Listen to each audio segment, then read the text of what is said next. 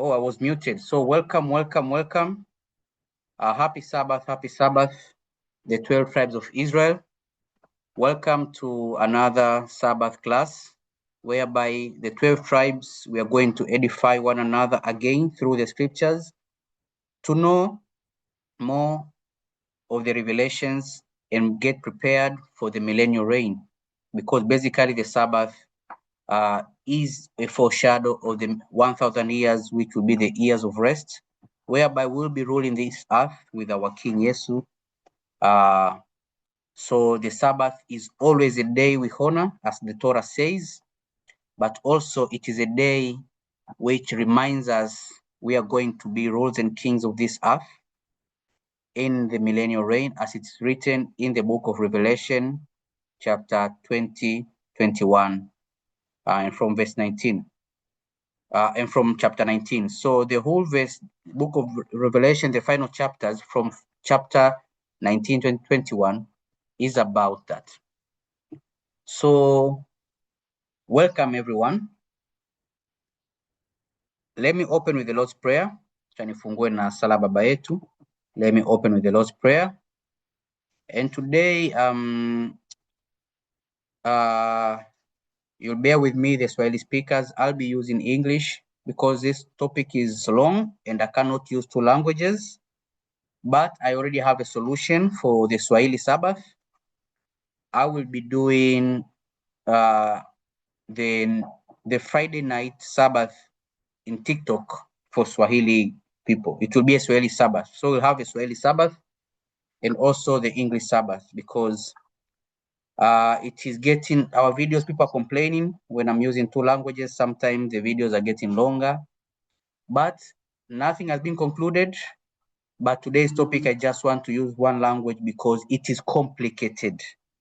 I will lose my train of thought if I will be talking, interpreting. But let's open with the Lord's Prayer. I'll use Swahili, which is the original Hebrew, mixed with Aramaic, to open the session. Baba yetu uliye mbinguni, jina lako litukuzwe, ufalme wako ufike, utakalo lifanyike duniani kama mbinguni.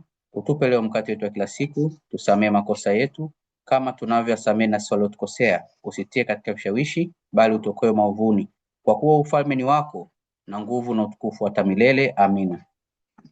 So welcome everyone. Actually I'm still with my brother Courtney. Brother, you can say a word of greeting because you're still he's still in the house of Ephraim. Welcome. Okay, Brother Courtney will do the Lord's Prayer in English. Welcome, Brother Courtney. So, our Father, who art in heaven, hallowed be thy name. Thy kingdom come, thy will be done on earth as it is in heaven. Give us this day our daily bread, and forgive us our trespasses, as we forgive those that trespass against us. Lead us not into temptation, but deliver us from all evil. For thine is the kingdom, power, and your glory, forever and ever. Amen. Amen. Thank you very much, Brother Courtney.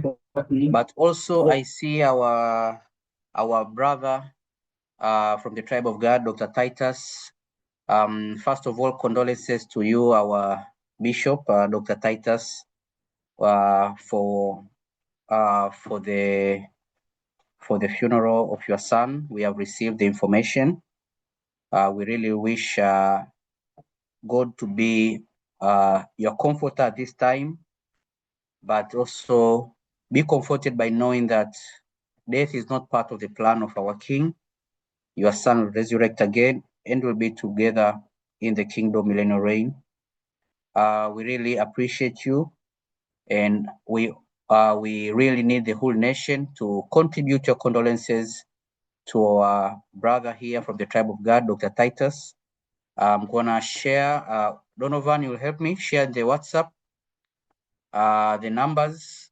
So whoever will want to reach directly to him, please, you can share direct. I'm going to share the numbers officially in this Sabbath class, and we do the love.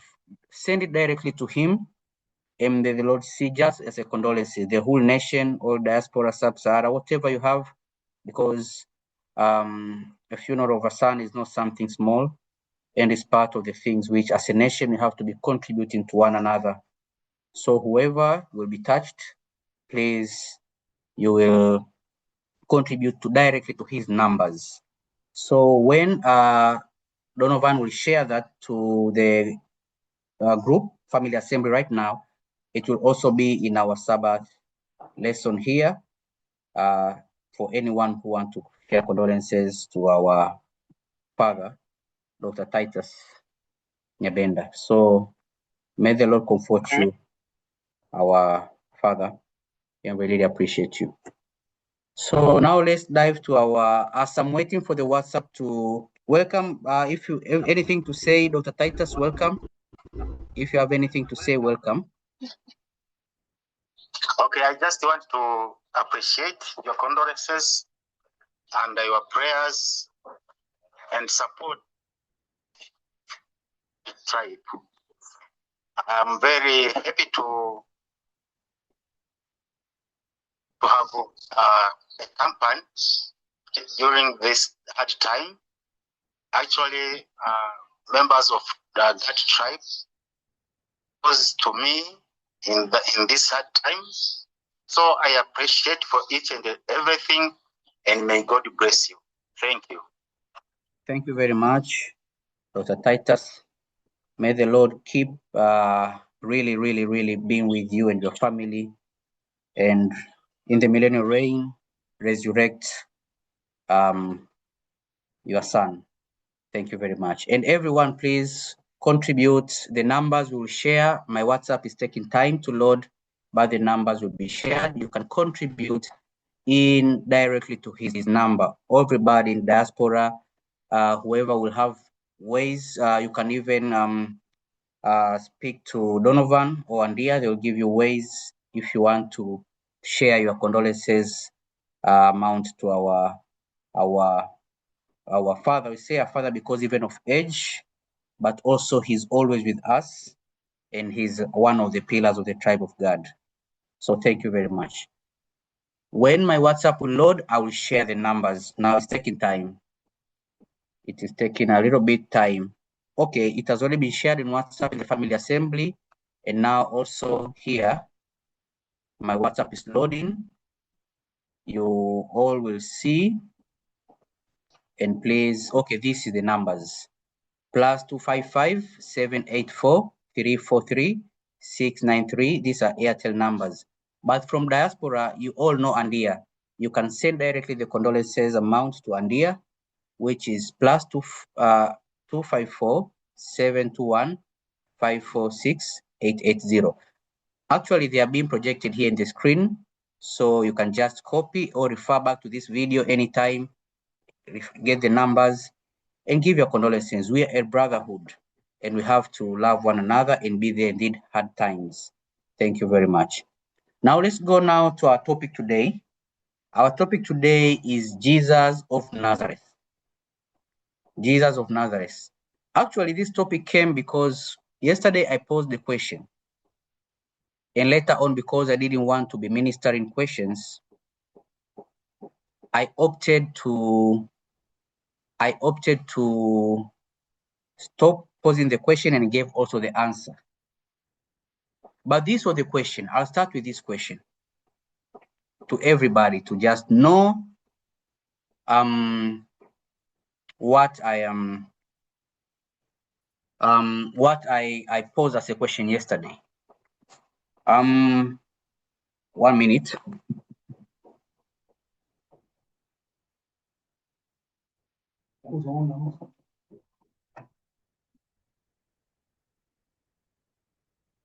Okay.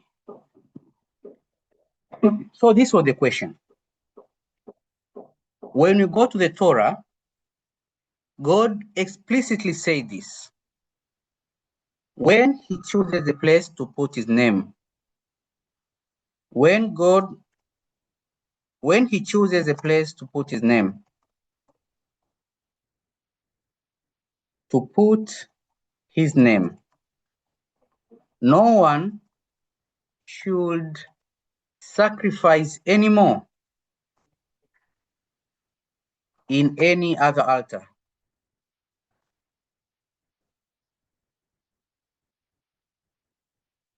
I will repeat it because I want you to understand this question. And I'm going to read this verse. It's Deuteronomy 12, verse 13 to 14. This is what it says.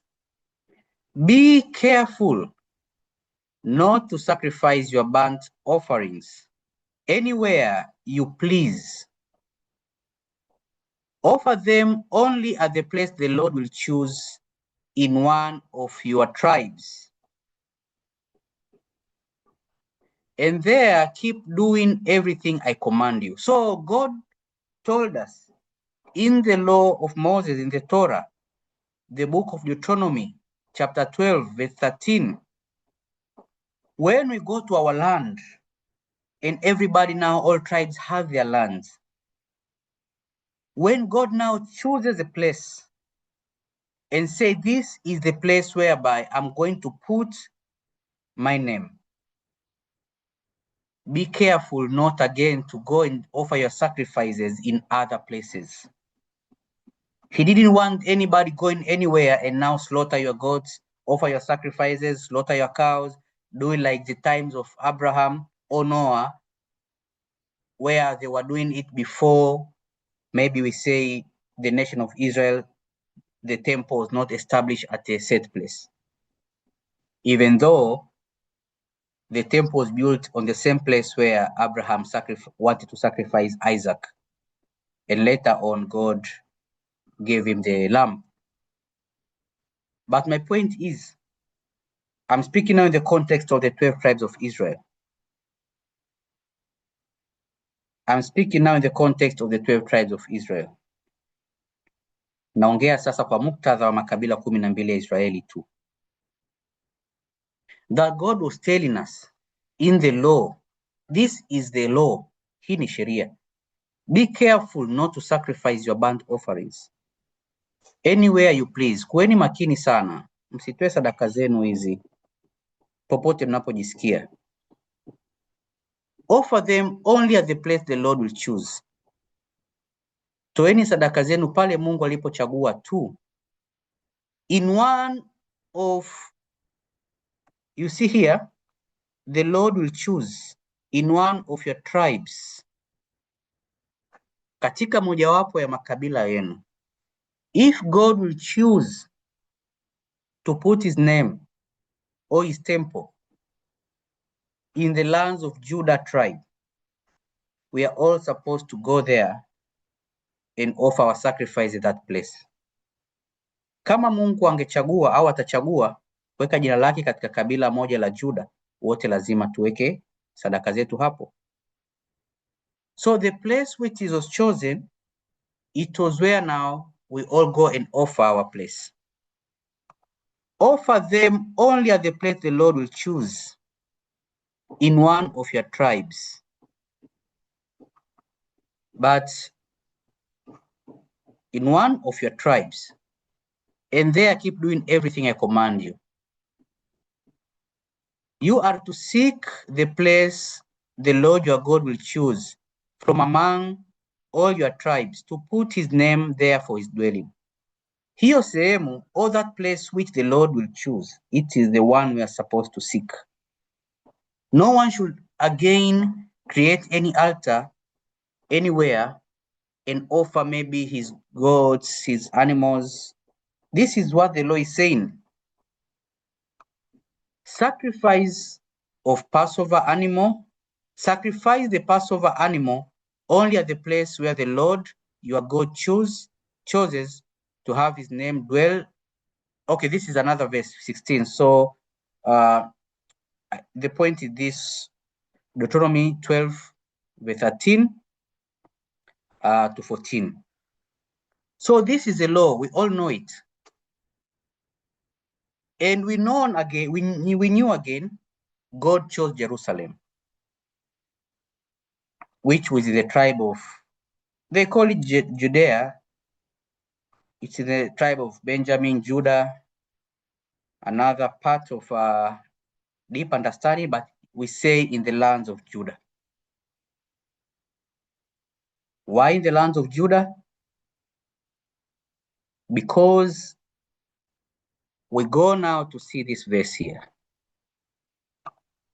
We go now to see this. Actually, I can carry on with the thread here. Okay, hey Reject, number mute. Okay, I'm going to mute your mic. So I'm going to pose a question, but I'm just building now the context. So God has prohibited anyone to do sacrifices anywhere. But we see Elijah from another land. He offered sacrifice at Mount Carmel, and God received his sacrifice. So the question was, why did God receive the sacrifice of Elijah when Elijah offered it in another land, which was not the land of Jerusalem? And what is that land? Why did God go and send his consuming fire to receive the sacrifice of Elijah when we know Elijah was operating in the northern kingdom? After this, they already separated the southern kingdom, which was now controlled by Judah, and the northern kingdom, which is now controlled by Ephraim, or the children of Joseph. And God's name was always in this southern kingdom, Jerusalem. Why did he go and receive the sacrifice of Elijah in the altar of Mount Carmel, after explicitly saying that after we share, he chooses a place in one tribe, and that place which was chosen was in the tribe of Judah. Yes, Jerusalem was the tribe of Benjamin, but we all know Judea, big Judea, it was in the tribe of Judah. Now that will be another topic, why it was in the territory of Benjamin, but still called tribe of Judah. You have to know the name. You have to know the names of the children which were buried at that land. And that is why Jerusalem may also even confuse many of the people. Because when you think that Jerusalem was just easily in the tribe of Judah, it is not that straightforward. Let's see, first of all, which land did God choose? And it is in which tribe's territory? And now we'll go now to this complex. It will tie to my topic. I know my topic today is Jesus of Nazareth. You'll never understand this Nazareth if you don't understand this question. So let me now go and read this verse. Ask here the AI. Okay. Which place did God choose? And what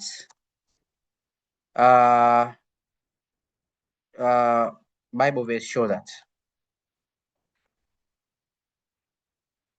I'm just asking in the AIs here for your sake, but I know the answer. My point is to get the verse. So you see, direct affirmation from God, 2 Chronicles 6:6. But now I have chosen Jerusalem for my name to be there, and I have chosen David to be over my people, Israel. So if you go to 2 Chronicles 6:6, this is the direct affirmation from God. But even if you go in 1 Kings 11:36, it says, Jerusalem, the city where I chose to put my name. Again, if you go to 2 Chronicles 7:16, it says, for now I have chosen and sanctified this house,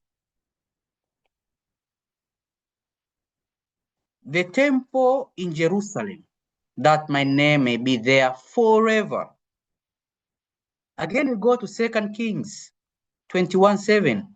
In this temple and in Jerusalem, which I have chosen, out of all the tribes of Israel, I will put my name forever. So this now comes back to the law. Be careful not to sacrifice your burnt offerings anywhere you please. Offer them only at the place the Lord will choose in one of your tribes. Now God has answered here now.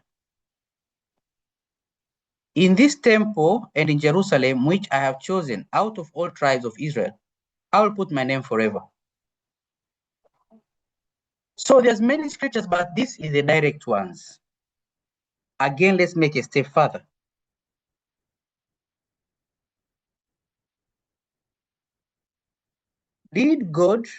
How did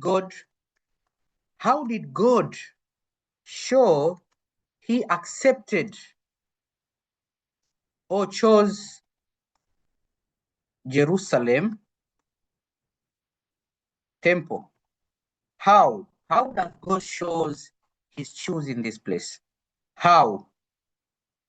Is he sending a loudspeaker to you only?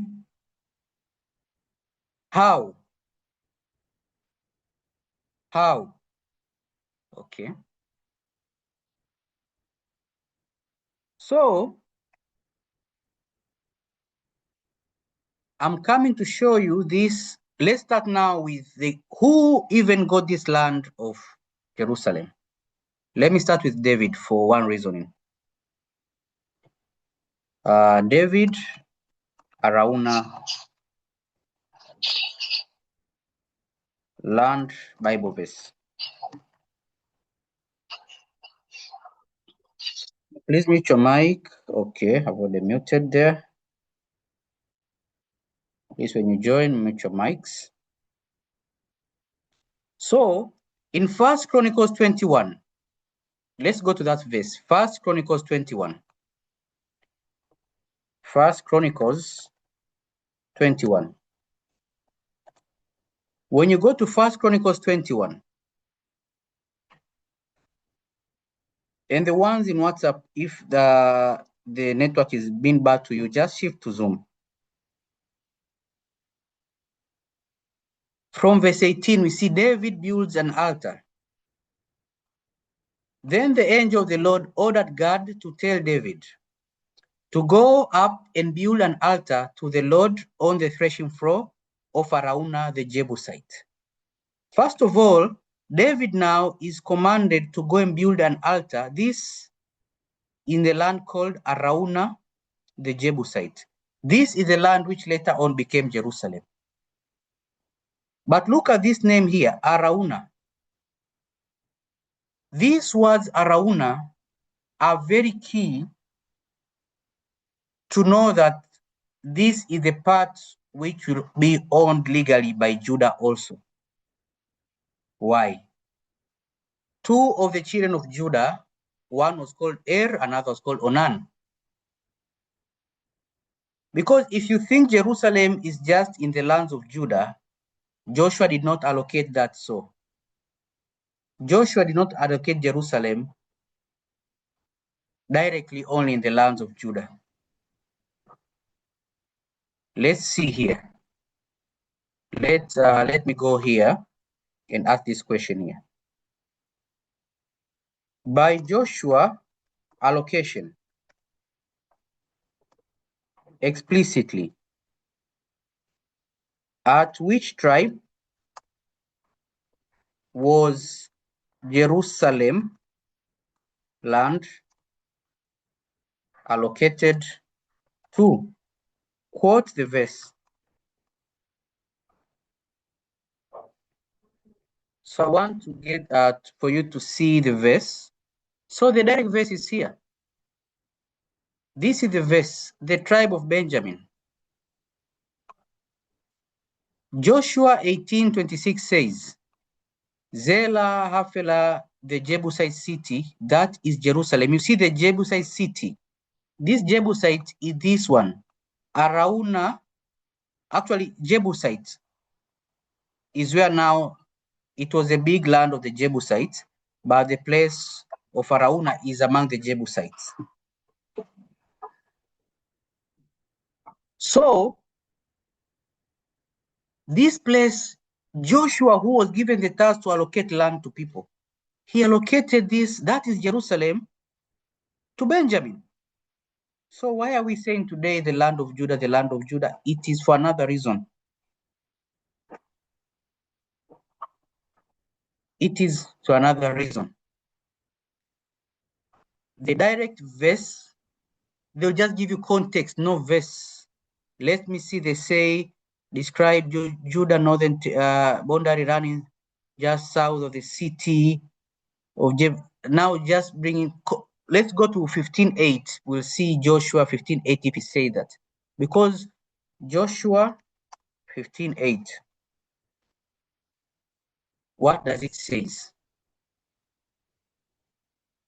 So he said that, and I want here KJV for a reason.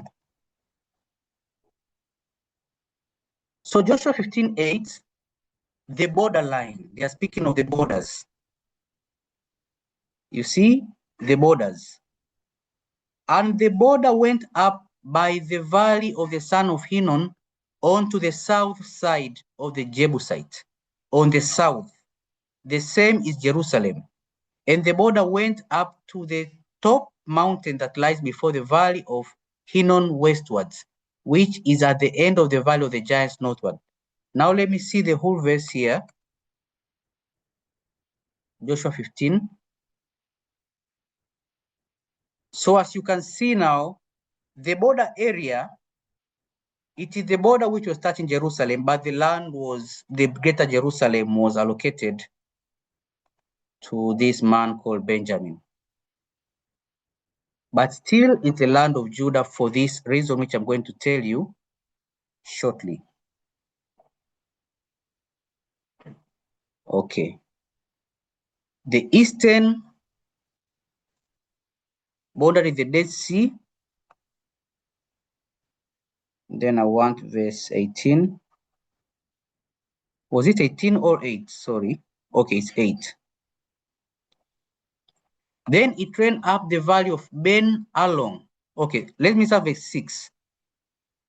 Here, the stone of the sons of Reuben, the boundary went up to Debir from the valley of Achor and turned north to Gilgal. Actually, there's a topic about Gilgal. Let me leave it here. Which faces the pass of Adumim south of the Gorge. It continues along the waters of En Shemesh and came out to En Rogel. Then it ran up the valley. So Reuben is downwards. Let me show you the verse. But let me finish this and I'll show you now the map. Along the southern slope of the Jebusite city, that is Jerusalem. So the southern slope, let me show you here. Joshua land allocation of the 12 tribes.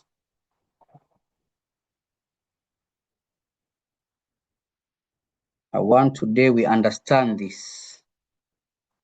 Slowly but sure. Still my topic, I know it. It is this one. Jesus of Nazareth. Let's just be patient. So what it's saying here, let me add. You see, Jerusalem is in Benjamin. Now the southern slope of Jerusalem was now in the tribe of Judah. The southern slope, it was a border.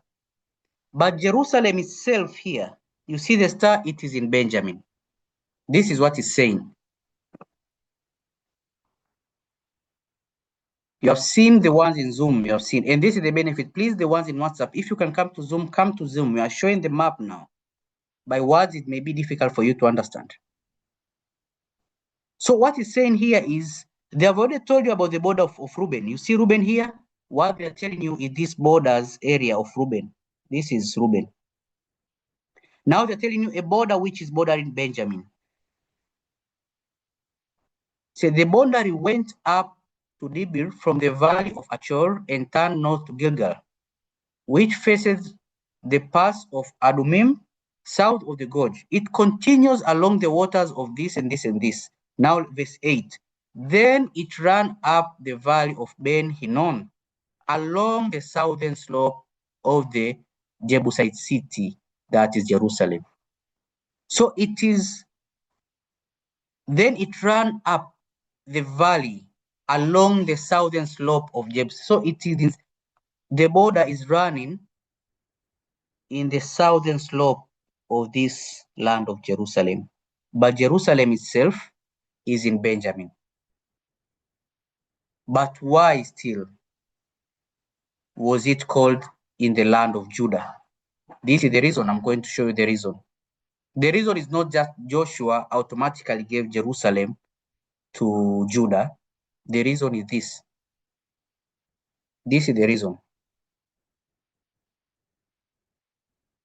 This is the reason. Did Benjamin chase the Jebusites in Jerusalem?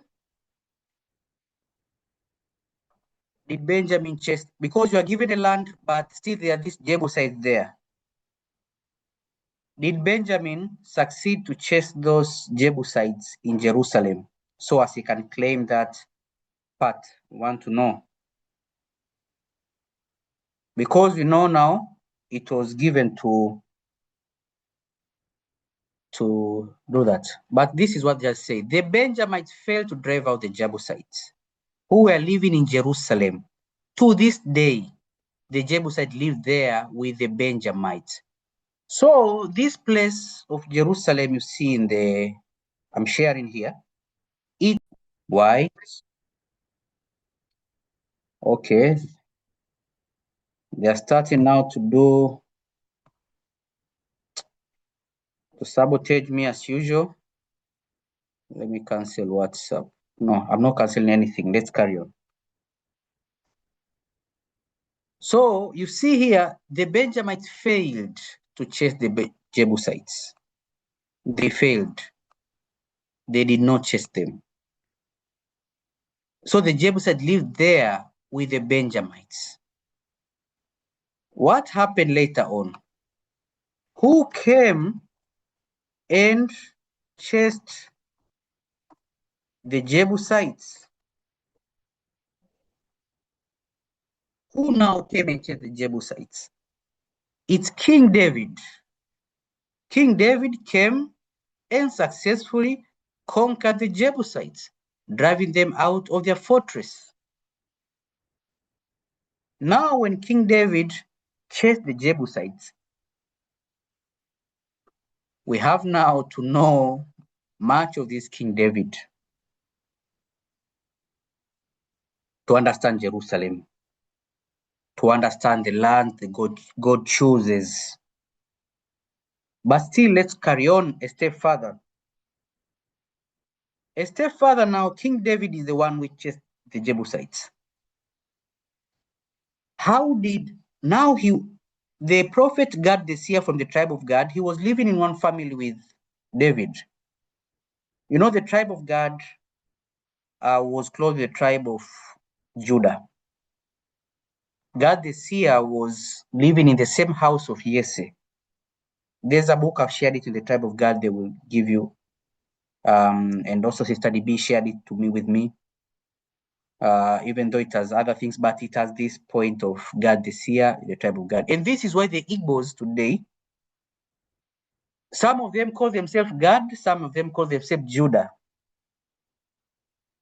It is because of that issue of some of Gad the seer people living within the lands of Judah. So Igbo, they are clans which are Gad, clans. But Igbo, and actually Igbes, the name itself comes from Igbes, which is coming from Jabez, which was a man from Gad. The name Igbo is a God name. The name Igbo is a God name. No problem about that. But still, this Gad and David situation made an intimacy of most of Judah people being there, even though the prominent Gad people ran to Uganda, in which remained there now at Igbo land, were prominent Judah, and they were just remnants of Gad. But I'll go one day to speak of this Igbes, which is now Jabez also. But let's carry on. So we have made a step to David choosing this being the one which chased the Jebusite. But what is choosing a place to build an altar? So God tells David, go up and build an altar to the Lord on the threshing floor of Araunah. Now let's go closer. We are not speaking of any Jebusite now. We are speaking on a Jebusite called Araunah. Araunah. Remember this name Araunah. Now let's go back to our questioning. Name the two sons of Judah. The first two sons of Judah in the Bible, which were killed. We have to know these two sons of Judah which died. See their names: Onan, Una, Araunah. So these were the grave sites also of these sons, and Onan, Araunah. So once you are living in the grave site, the tribe which have grave lands in another person's tribe, this is what Bethlehem Ephrata made to be having Ephraimites, because Rachel, the mother of Joseph, died in Bethlehem Ephrata. Burial lands have a different ownership right. So and Onan is what gave Judah right even to conquer Jerusalem, Jebusite out. These two brothers which died there, Onan, Araunah. That's why now David is not going to old, is going now to this place called Araunah. And now here in Araunah now is no, David went up in obedience to the word of God this year and spoke to the name of the Lord. Well, Araunah was doing this, but now God, this is what happened. He paid full price because it's their burial land. Burial lands are not owned just by tribe. There's burial land ownership rights. That's why never buy a land which has a grave of a family. Never buy it, brothers and sisters. Be sure it does not have a grave. You'll be surprised one day you'll find it, you don't own it. So there was that issue there. So David paid 600 shekels for that land. And then the Lord spoke to the angel and put the sword back. Okay. Then he built an altar to the Lord there and sanctified burnt offering and fellowship offering. He called on the Lord, and the Lord answered him with fire from heaven on the altar of burnt offering. So how did God know? How did David know this place is chosen? The Lord answered by fire, sending fire to receive and consume his sacrifice, which he was sacrificing in this land of Araunah, not any Jebusite land.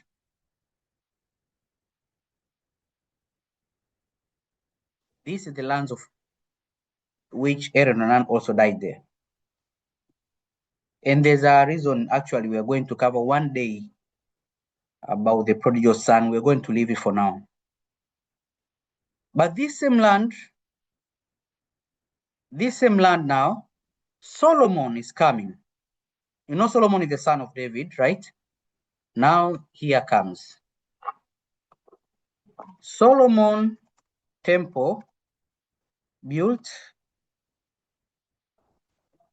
at Araunah land. Now I'm speaking about Araunah.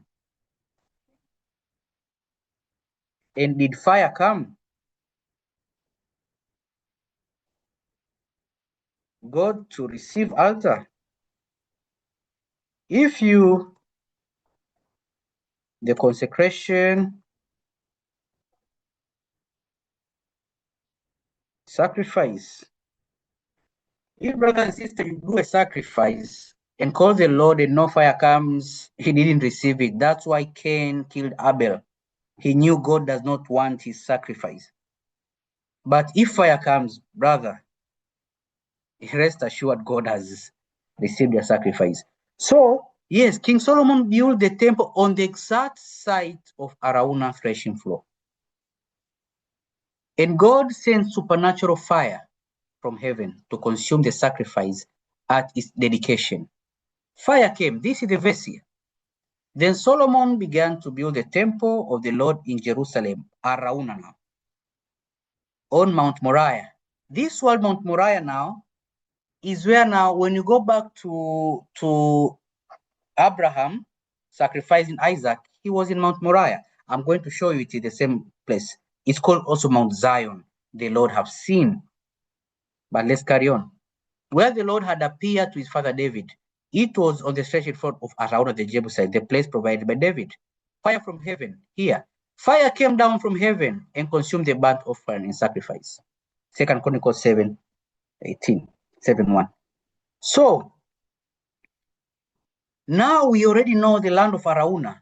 If we go back now to this verse, this same, actually I'm using the same thread here. This same thread I'm using, the first thread is, be careful not to sacrifice your burnt offering anywhere you please. Offer them only at the place your Lord will choose in one of the tribes, and keep doing everything I command there. So we know, now we have reached the point, we have known that place which was chosen was Araunah land. Here. Now I'm asking the question now. This was the question I was asking and I'm asking. Did any other man in the Bible sacrifice on another altar apart from Araunah, Jerusalem, chosen land,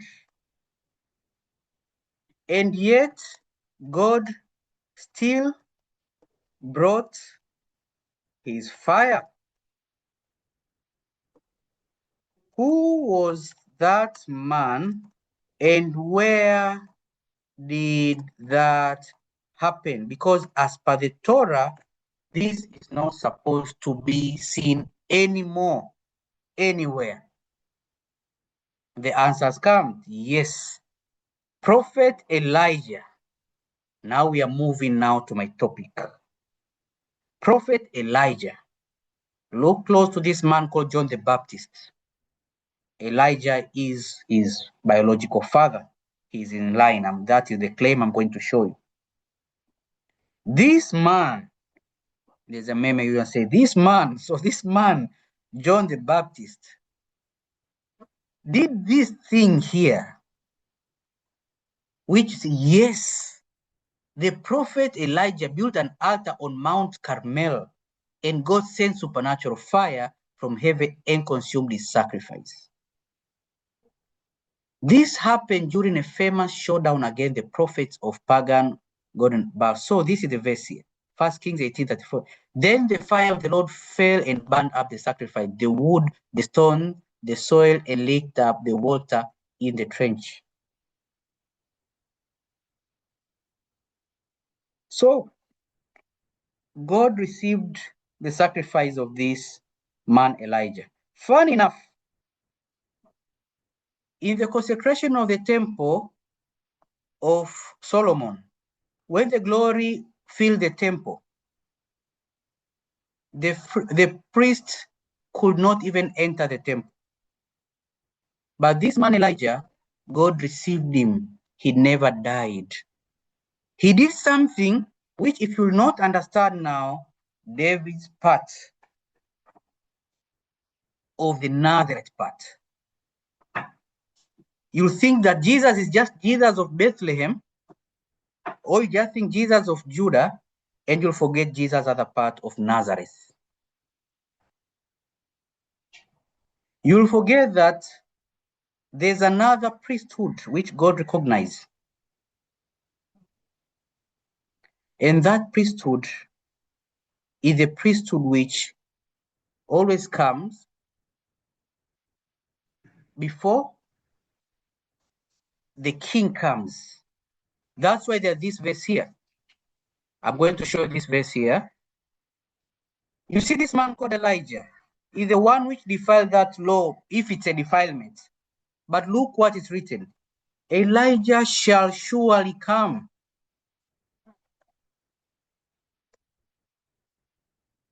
Before any time King Jesus comes.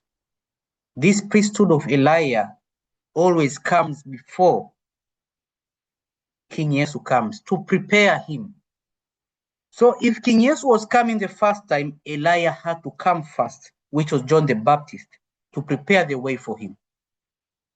And if King Jesus is going to come the second time, this understanding of this priesthood of Elijah must come, and you must understand it, because King Jesus will not come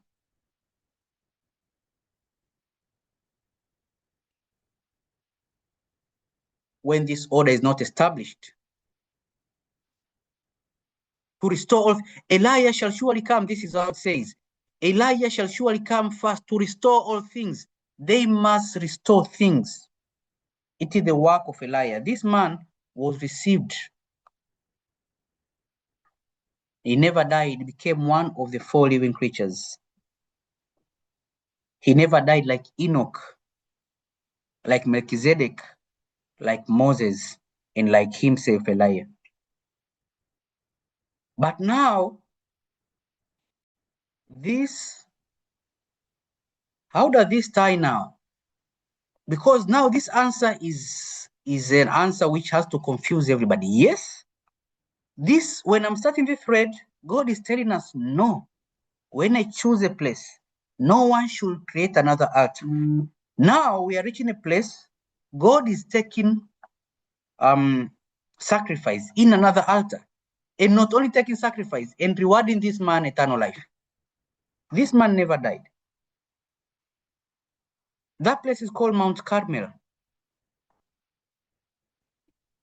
But before we go to Mount Carmel now, let me retract you back. Now that we have seen now Elijah the prophet, you have to understand John the Baptist. Who was John the Baptist? Who was John the Baptist? Why this man is baptizing our king this way?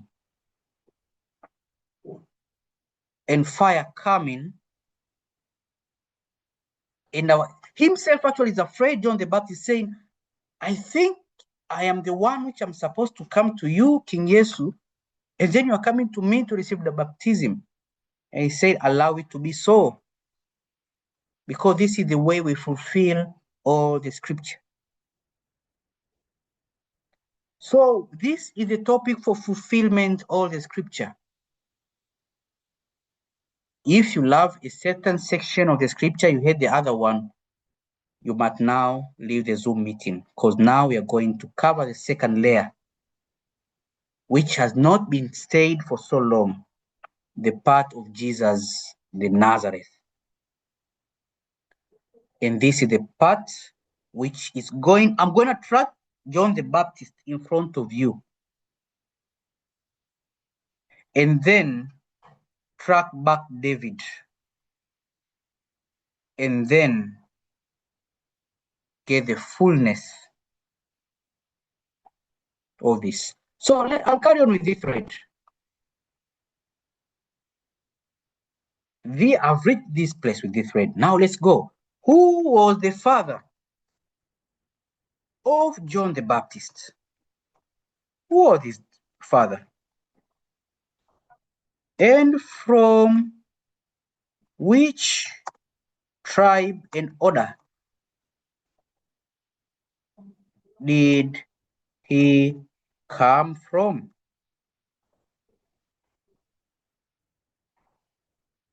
This is the answer. Luke 1:5. Direct answers for direct questions. The father of James the Baptist was Zachariah. He belonged to the tribe of Levi. the priestly tribe and served in the priestly division of Abijah. Good. It says even here, in the time of Herod, king of Judea, there was a priest named Zechariah, who belonged in the priestly division of Abijah. What is this priestly division of Abijah? What is this priestly division of Abijah? Let me ask, what is this priestly division of Abijah? Show me all priestly divisions. I want to see them all. I don't want secrets anymore. And show me the chapter in the Bible to get it.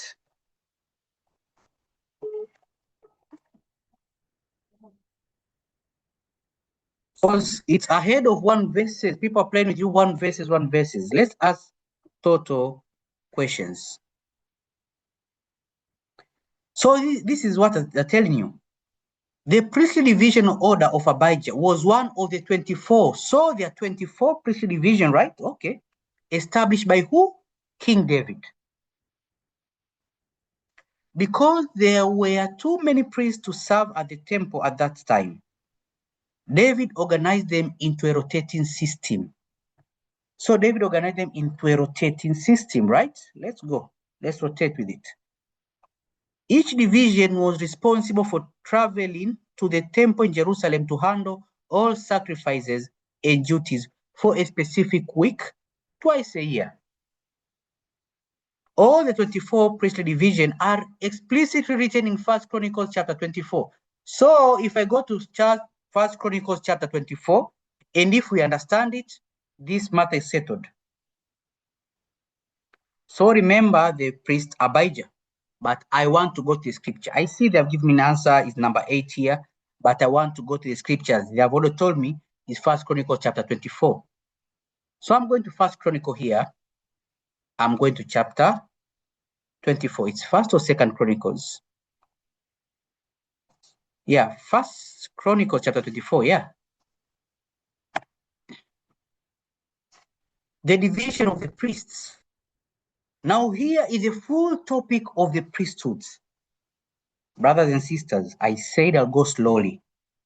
I'll take my time. I'll start with verse 1. But I just want us, when we finish with this Abijah division, we have done with it. I know this is now the tribe of Naphtali. In this Congress, the tribe of Naphtali will give me time. I still have my time, actually. Because still my topic is Jesus of Nazareth. But now let's start. The priestly division. These were the divisions of descendants of Aaron. Aaron was the one which was the high priest, right? Yes. The sons of Aaron were Nadab, Abihu, Eleazar, and Ithamar. 4 sons of Aaron. There were only 4 sons of Aaron. But look what happened. But Nadab and Abihu died before their father did, and they had no son. So 2 died. They only remained 2. So Aaron, priestly line, is simple to understand. Only 2. Only 2. Because 2 died. So if you cannot understand only these remaining 2, there's a problem. It's easy. Okay, let's understand this 2. So Eleazar and Ithamar serve as the priest. So these 2 children which remain, Eleazar and Ithamar, remain the 2 priests. So with the help of Zadok, a descendant of Eleazar, Zadok is a descendant of this man Eleazar, and Ahimelech, a descendant of Ithamar, David separated them into division for their appointed order of ministering. A large number of leaders were found among Eleazar's descendants than Ithamar. Oh, so you mean these 2? Eleazar became had many priests. Ithamar had little ones. Eleazar had a lot of them. But no worry, still there are 2 and there'll be alternative. And they were divided accordingly. This is the division. 16 heads of families from Eleazar descendants and 8 heads of family from Ithamar descendants. So 16 from Eliezer, and then only the remaining, which are 8 from Ithamar. 16 Eliezer, 8 Ithamar. 16 Eliezer, 8 Ithamar. 16 Eliezer, 8 Ithamar. Remember that. Now they carry on. They divided them impartially by casting lots, for there were officials of the sanctuary and officials of God among the descendants of both Eliezer and Ithamar. So they divided them by casting lots. What is this dividing by casting lots? What is this? What is this dividing by casting lots? I need to see other versions, what it says, so as I can understand. Many versions. This chapter 24, chapter 5. I want to know this division by casting lots. How is it done? I have to know the procedure of the election, so as I can know who are you putting for what. So I'm going to Bible Hub and see 24:5.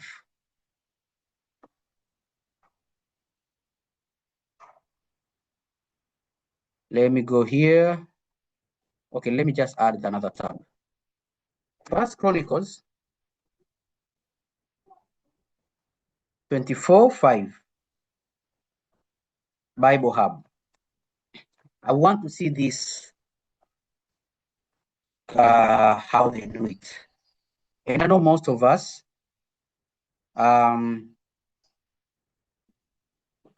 like King James. Thus they were divided by lot, one sort with another. Oh, now I'm getting clarity. Okay. One lot, then another one. This one will say thus they were divided by lot. One group as another, for there were officials in the council, in the sanctuary, and officials of the house of God from the sons of Eliezer and the sons of Ithamar. Okay, let me carry on. So they were divided by lot, the one as the other. Okay, let me carry on. Thus they were divided by lot, the one as the other. Okay. Thus they were divided by lot, the one as the other. So let me carry on. They were divided by lot, one group with the other. Okay. Thus they were divided by lot, for there were officials of the sanctuary and officers of God Elohim among both Eliezer and Ithamar. Okay. I want even to see the Septuagint.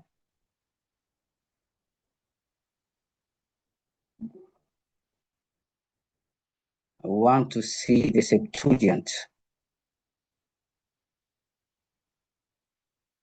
And they were divided by lot, this with this, for they were officials, so they were alternating.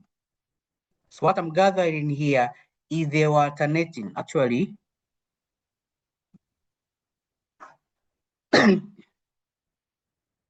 Thus they divided them by lot, both families alike.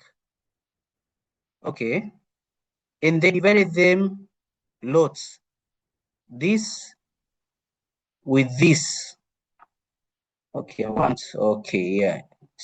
And he divided them according to their lots, one with the other. So these two were alternating. So if today we start Eliezer, the next one, the second lot will be Ithamar. If the first lot is Eliezer, the second lot is Ithamar. Then it goes that way, that way. It goes that way, that way. And I wish I had the cipher, but anyway, let's carry on.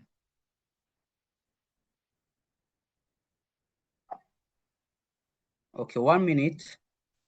Please mute your mics in WhatsApp. So I wanted a more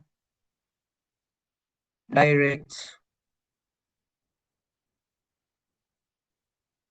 Where do I do the LXX Septuagint? Also, I want us to pass through all LXX. Let me just put LXX, no worries. First Chronicles 24 LXX Septuagint. Just passing through different understanding.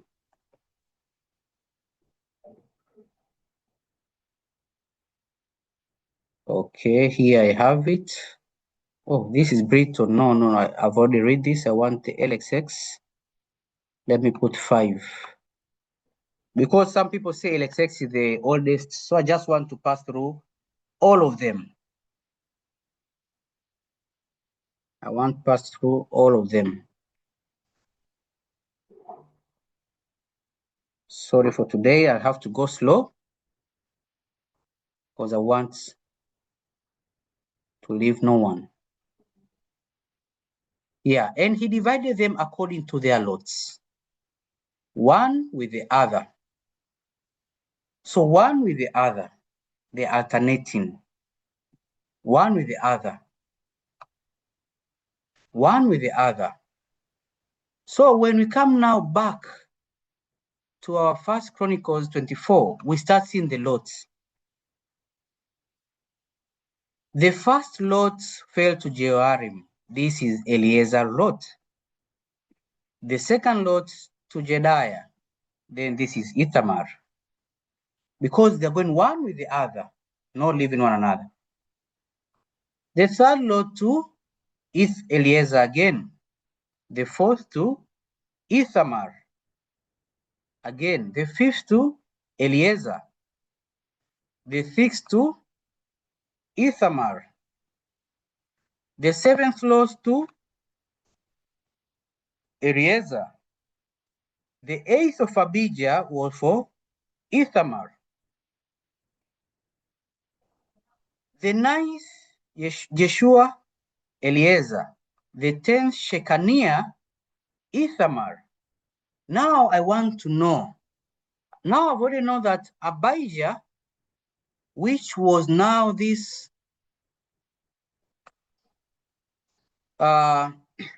priestly order of John the Baptist's father Zechariah, is coming from Eleazar line. No, it's coming from Ithamar line. Now I've already known that it's coming from Ithamar because they're alternating.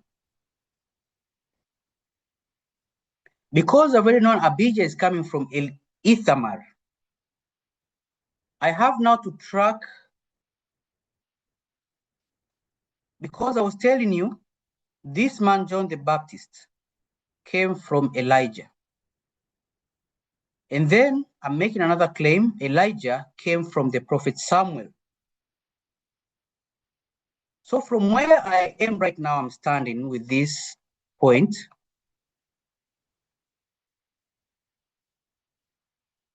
About Eleazar and Ithamar. And let me just try, okay, because of time, okay, it will go. Let me now go and show you one thing now. Who are the children? We have to know Samuel. From here now, we have to study a little bit Samuel to see if this Samuel has any children in any lines of listed here. Because was Samuel a Levite? If Samuel was a Levite, he anointed King David and anointed many kings. Did God forget him? Did God forget Samuel? Or did he give him even a portion of something in this priesthood? So let me, because I know Samuel anointed David. I know this was created by David, King David. But I don't see the name Samuel. Maybe it's because Samuel is hidden in another way. So I have to maybe look at his children. So let me see. Who are the children of Samuel? List them all. Of Prophet Samuel, because who are the children of Prophet Samuel?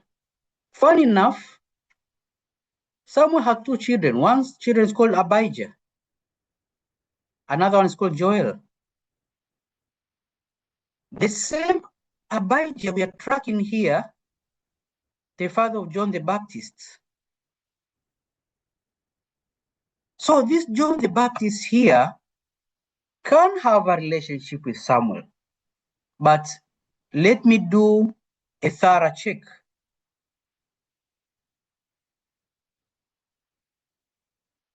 Because Samuel had two sons. If I see Abijah, I must see his other son Joel to be sure, like, okay, these are truly Samuel children, not just resembling names. So I go now to see, Ezra tracked again this verse, this priesthood. I go to Ezra 10. I go to Ezra 10. Let me just come here, Ezra 10.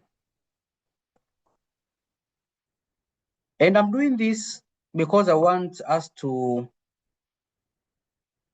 be able to navigate through the scriptures. That's why I'm not just preaching to you. I am doing a search with you, in front of you, we can say. So Ezra 10, when people are confessing something here, the people confession, you see, well, Ezra was praying and confessing, weeping and throwing himself down before the house of God. A large crowd of Israelites, men, women, and children gathered around him. They too wept bitterly. Then Shechaniah, son of Jael, wow, okay, this cannot be a coincidence. Shechaniah, son of Jael, okay. This Jael is like Joel, and this Shechaniah, I saw him. Okay, let me go back here. In the priesthood, let me go back to the priesthood of the 24. I see Shechaniah here. Remember the alternating, after Ithamar, we get again Eliezer. Now this is again Ithamar, we get Shechaniah. I go to Ezra 10, I see Shechaniah, son of who? Jael, which in other scripture is written like is written Joel. And when I come back here, Samuel had a son called Joel. So the son of this Joel is this Shechaniah. And all are lining in that order of alternation, they are all in Ithamar line. How did Samuel be among the children of Aaron? Because as we are reading this chapter here, these were the children of Aaron. Was Samuel a children of Aaron? No. How are we seeing Samuel children? We know Samuel was a Levite. But how are we now seeing Samuel children in this priestly order? Being a Levite does not make you a priest. What happened?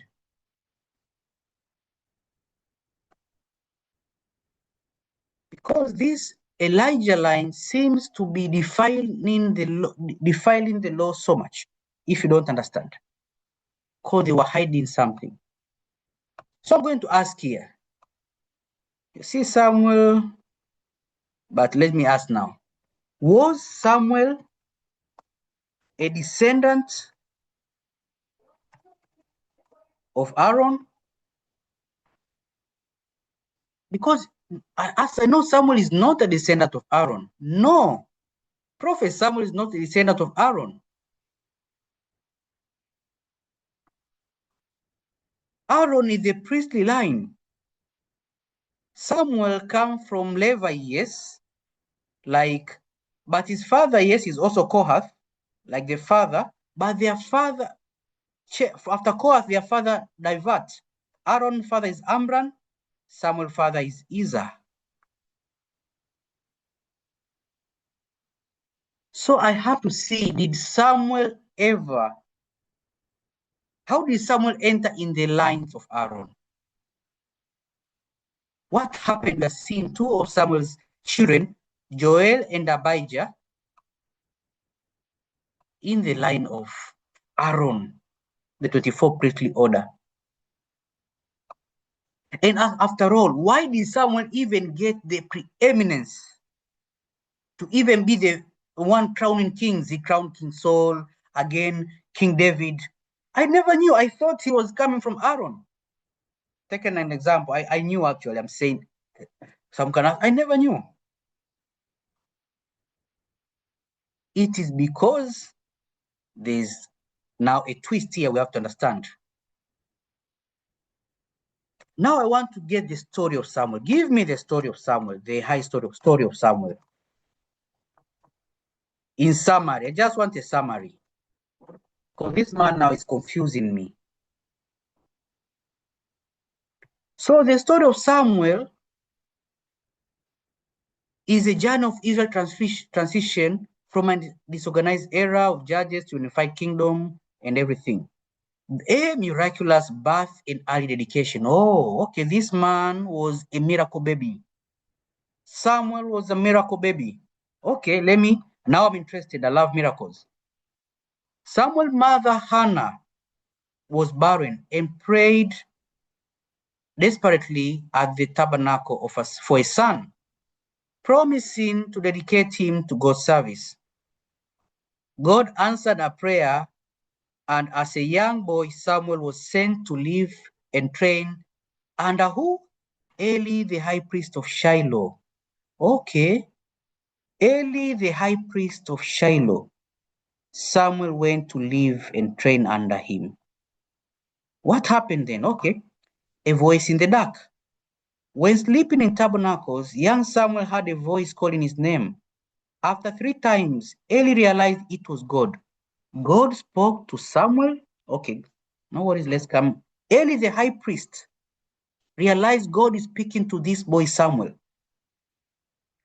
God spoke directly to Samuel, directly, warning him about Eli. Corrupt sons will be judged. This established Samuel as a recognized prophet throughout all Israel. So, God condemned the Aaron priest Eli and spoke with this man Samuel, even though this Eli was coming from Aaron and Samuel was just coming from another Levite, not Samuel. So, this is interesting. Now, I have to see if this Eli, which was being judged now, is lying, and now Samuel become like the position of him going to Samuel. Was he from Ithamar or Eliezer? Because we have established here, all these 2 sons of Samuel have entered in this priesthood in the lines of Ithamar. So let me go back here.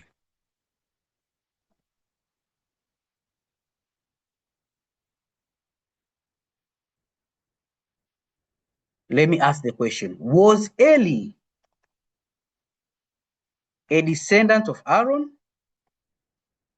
Because that 24 priest order must be to descendant of Aaron. Descendants of Aaron. And from which line? I already have my answer. 2 of Samuel entered in the Aaron line by the line of Ithamar. Oh, yeah. Eli, the high priest, was the direct descendant of Aaron. He belonged to the priestly line of Ithamar. Okay. What happened to his sons? What happened to the sons of Eli? Because it's like God now is choosing the sons of Samuel on behalf. They were struck down by God. And on behalf now, Samuel's sons took the position of this man Eli. Even though some remained, if you go far, only one, but in totality, God struck them down. This is a warning actually also. Don't play with God, we shouldn't. Whatever title you have, these were the sons of Aaron. And this man Samuel, which was just from another family, never having this preeminence, got it. Now I'm interested to know the father of Samuel, because How did he get this son in this miracle way? What was that miracle way of Samuel? Now I'm going to Samuel 1:1. I want to go directly to the scripture, but let me go to okay. Who was the father of Samuel now? And from which tribe was he? And which lands? And what miracles and what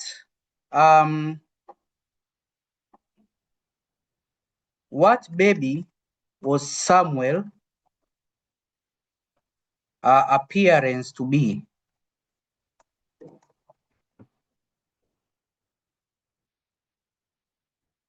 So it goes here. We are coming back. They say the father of Samuel of Elkanah, who belonged to the tribe of Levi. They are going further. He lived in the hill country of Ephraim. Okay. Remember, I told you. Remember, we showed this John of the Baptist was the Levite. And I told you his father came from Abijah. And Abijah we have linked is the sons among the sons of Samuel. So they are coming from the same tribe, Levi. But what is funny now, their operations area is changing. He lived in the hill country of Ephraim. Now, we are coming to get this now understanding of 1 Samuel 1. Two understandings we are going to tie now. Why is it written here? 1 Samuel 1, the birth of Samuel. There was a certain man from Ramathaim, a Zophite, from the hill country of Ephraim, whose name was Elkanah, son of Jehoram, the son of Eliu, the son of Tohu, the son of an Ephraimite. Why are they calling him an Ephraimite? Why are they calling Samuel an Ephraimite? Why are they calling him Ephraimite? Maybe this Bible version is wrong. So here, where 1 Samuel 1:1, I want to see different Bible versions. I go back here. 1 Samuel 1:1. I go to different Bible versions. Bible Hub. We can see all what? An Ephraimite of Ephraim. An Ephrathite. Okay. Ephrathite also. Ephraimite. Ephraimite. King James, Ephrathite. Where did we see this? Ephrathite. We know this is a Levite. But why are they subscribing to Ephrathite or Ephraimite? Now this brings us back to the genesis of how David was born also. This is the part which the book of Ruth, people are never understanding. The book of Ruth chapter 1.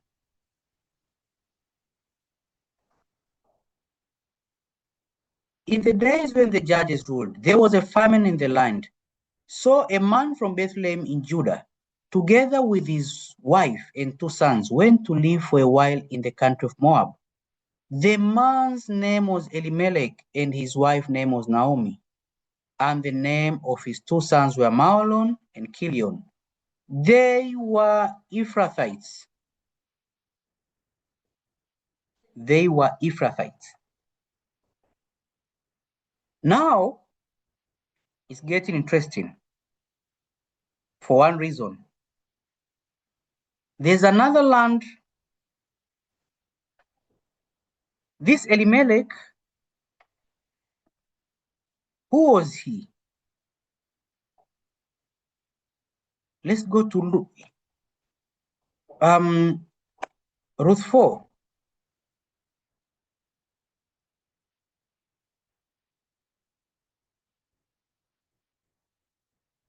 Boaz, the father of David. You know the line of David is written here. Boaz. Here back, you see the line of his Judah line. But this Boaz did what here?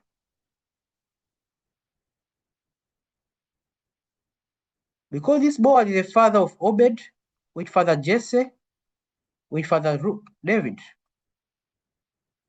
But how is this story starting with Elimelech?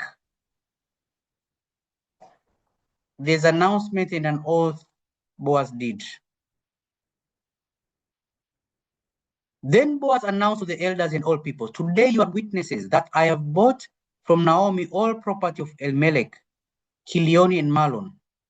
I have also acquired Ruth the Moabite, Mahlon's widow, as my wife, in order. Now this is in order, which there's a book been written in order of ancients. To maintain the name of the dead, which is Elimelech, with his property, so that the name will not disappear from among his family and from his hometown. So this Elimelech died, and these his children died. And they left a wife called Ruth. And Boaz married this wife, not to give birth to children on his behalf, but for this man Elimelech. So when we go back down here, Boaz gave birth to Obed. Obed fathered Jesse. Jesse fathered David. There is now an understanding of a place of Ephrathites. Why was Ephraim given the firstborn blessing? When will it operate, and why? That firstborn blessing, birthright, which Jacob was fighting with Esau and received it. And then he went to give it to Joseph and went to Ephraim. Now, all of a sudden, it has no purpose. Why all the struggle with Esau and Jacob then? If that birthright was just to vanish. So that firstborn birthright is what carry these names, Ephraimite. But let's go slowly. Remember, in our question here, I already taught this, so I'm not covering deep there. In our question here, we still asked more question. What baby was he? He was a Nazarite. Samuel was a Nazarite. Oh, now you see, I told you I'm getting to my topic, Jesus of Nazareth.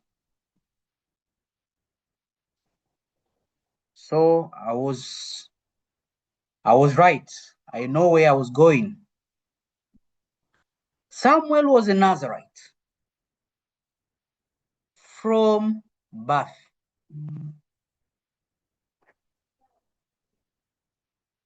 So when you see Jesus of Nazareth, go to Samuel 1:1.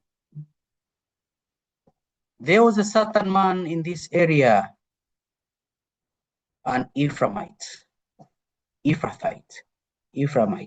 He's bringing you back to the order of the firstborns. That's why God received a fire altar in Mount Carmel. But someone will ask, and this will be now very interesting. Mount Carmel is in the lands of Asher.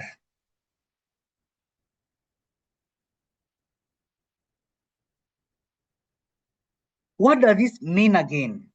When we get an answer, it gets complicated. But at least we agree here at this level, Samuel is a Nazarite. Now let's dive first with the Nazarite. And then I will go to Carmel. What is a Nazarite? Who was the first Nazarite among all the brothers? And what does Nazarite mean? So let's go to the Strong Concordance. Nazarite. Nazir or Nazir. Or say Nazir, just Nazir or Nazarite. Strong Concordance. Now at least we have reached to the point we are now in our topic. Even though we have not gone first to Mount Carmel and the fire, but we have now to finish now the issue of Nazareth. I want the separated, set apart, consecrated. Oh, so a Nazir is a set apart person, is a separated person, is a consecrated person. Okay, this is interesting. Again, it goes. It is a crown. So the Nazir hair was a crown. God does not give you a kingship, you put these things just, no. Allowing you to have the Nazir hairs, you are becoming a set apart. You have a crown. That is the crown of your head. That is the, Diana, please mute your mic. There's noise in your end. Please mute your mic, Diana. Now we are going to, because many people know about the scepter, but today we are going to learn the crown. A king wears something called a crown. The crown was a Nazir. In Hebrew, when you want to say a crown, you say a Nazir. This is the Hebrew strong concordance. Someone separated, set apart. Who are these among the sons of Joseph, of Jacob? We can get everything about the sons of Jacob easily in Genesis 49. So we go to Genesis 49. Because before we see Nazir in the area, like even the crowns, even Samson having those Nazir and having the power of God, why? What is that hair? What is that Nazir? Why is it important? Why is Samuel just for someone to cut his hair, you lose power? What is it? What was this symbolizing? Why are we not understanding now the crown? Jesus of Nazareth. Let's come now. We are going closer. Oh, what did I do? Oh, anyways, I've canceled something. I don't know what, but let me carry on. So, everybody knows the scepter of Judah. But let me introduce you to another part.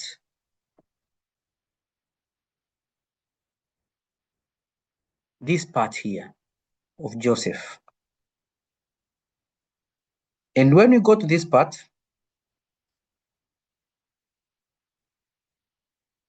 there's a point here. We learn something about Nazir. Something rests on the head of Joseph. So I want this verse here. You see, this is about Joseph. Because this part is where you understand the Nazareth part of Jesus. Jesus was born in Bethlehem,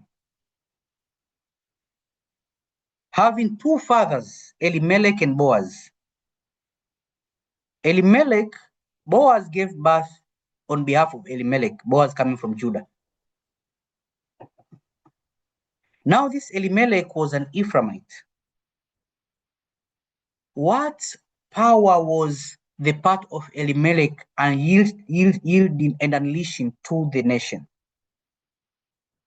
And why there were specific Levites going to the country of Ephraim, calling themselves Ephraimites, performing in the lands of Ephraim, only even resurrecting people. They are the only priests which resurrected people. Let's understand first Nazir. And today I'm going to tell the Rastafaris, actually, they were used to destroy the meaning of the Nazarites. These hairs have been shamed because of the propaganda of the Rastafaris. The highest point of God dealing with the person, he was when he was a Nazarite. And I'm going to cover, first of all, Nazarite law and Nazarene. But look now, they are anybody now with a Rasta, with not Nazir, are like the basest. You see now you're base, but I'm telling you, even your family, you look base. You see like the basest is the one with the Nazirs. You right now are base, and you're confused and you're poor, but the poorest are the ones which are Nazi, because it was targeted. So I'll take my time here for you to understand something, but I'll use now the KJV. Here I use the KJV because NIV is trying to hide something. Let's go to KJV. Genesis 49 KJV. You'll be surprised. Let me use KJV. That's why our diaspora brother loved the KJV. The Hebrew was pure. So let me go. On Joseph. Joseph is a fruitful vine, carries on, it carries on, it carries on, carries on, carries on. Everything is the blessing of Joseph are big, but now I want, they shall be on the head of Joseph and on the crown of the head of him that was separated from his brothers. You know, these two words, we have seen them somewhere. Crown, separated. Where did we see that? Let's go back to the Strong Concordance, Nazareth. Nazareth is a separated and also crown. So Joseph was a Nazarite.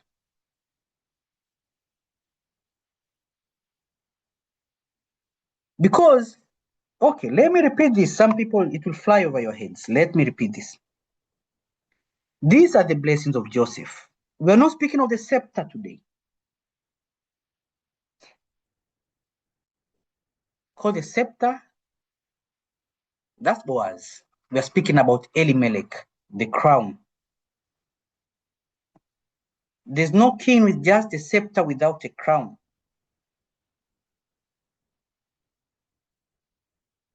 We are speaking today about the crown. So listen and understand the crown. Here is the crown under Joseph. But what does it mean? The blessing of thy father shall prevail above the blessing of thy progenitor, unto the utmost bound of the everlasting hill. They shall be on the head of Joseph, and on the crown of the head of him that was separated from his brethren. Brother, this is what Nazarite mean.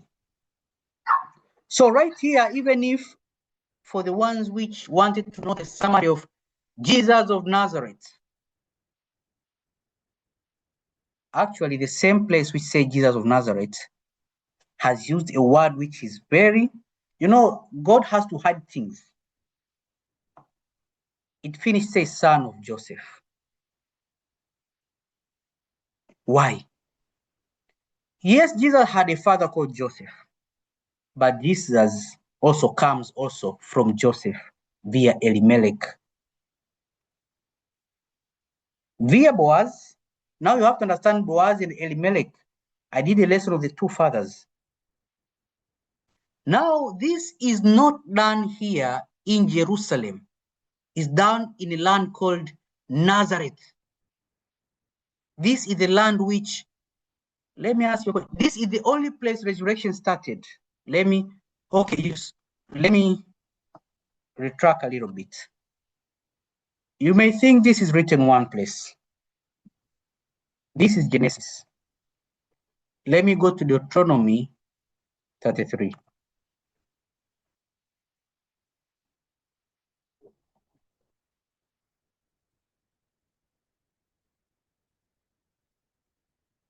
And Joseph is saying, blessed of the Lord be his land.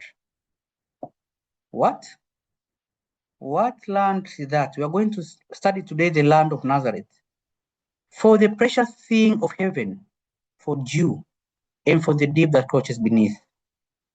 For the precious fruit brought forth by the sun, and for precious thing brought by the moon. And for the chief things of the ancient mountain, and precious thing of the lasting hills. And for the precious thing of the earth, fullness thereof. and for the goodwill of him that dwells in the bush. Let the blessing come upon again the head of Joseph, and upon the top of the head of him that was separated from his brothers.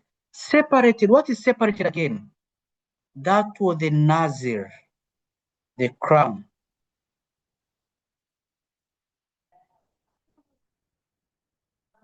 This is Moses again.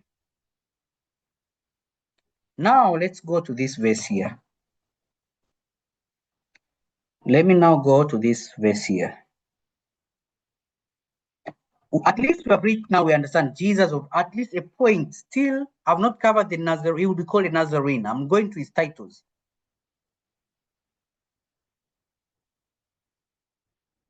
So let me go to this place here.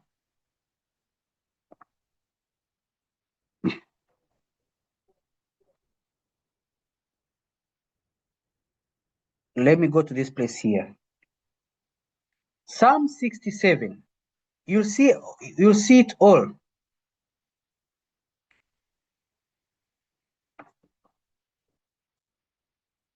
You'll see actually near all the family of David here. Psalm 60 verse 7. Let me show the Psalm 60 verse 7. It is just a summary.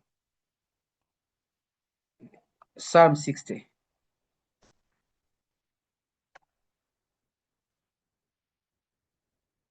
Verse 7. Gilead is mine.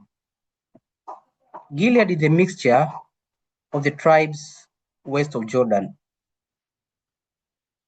including Reuben. You know, one thing we're not saying so much is people do not understand this name Ruth.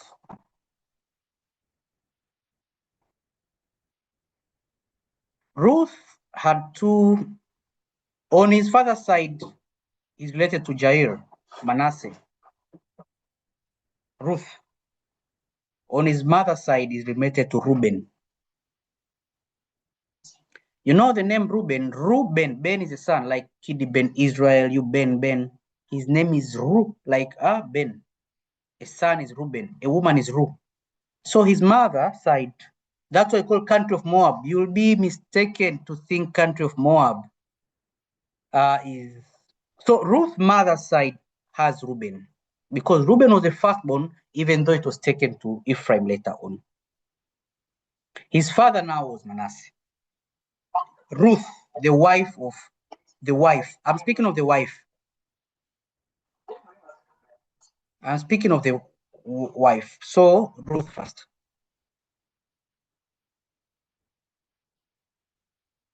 So Gilead, you have to understand Gilead. It has a lot of people, but there's a point about Gilead I'm going to show you. Why even John the Revelator came from the tribe of Reuben. Reuben is not also just a foolish firstborn, no.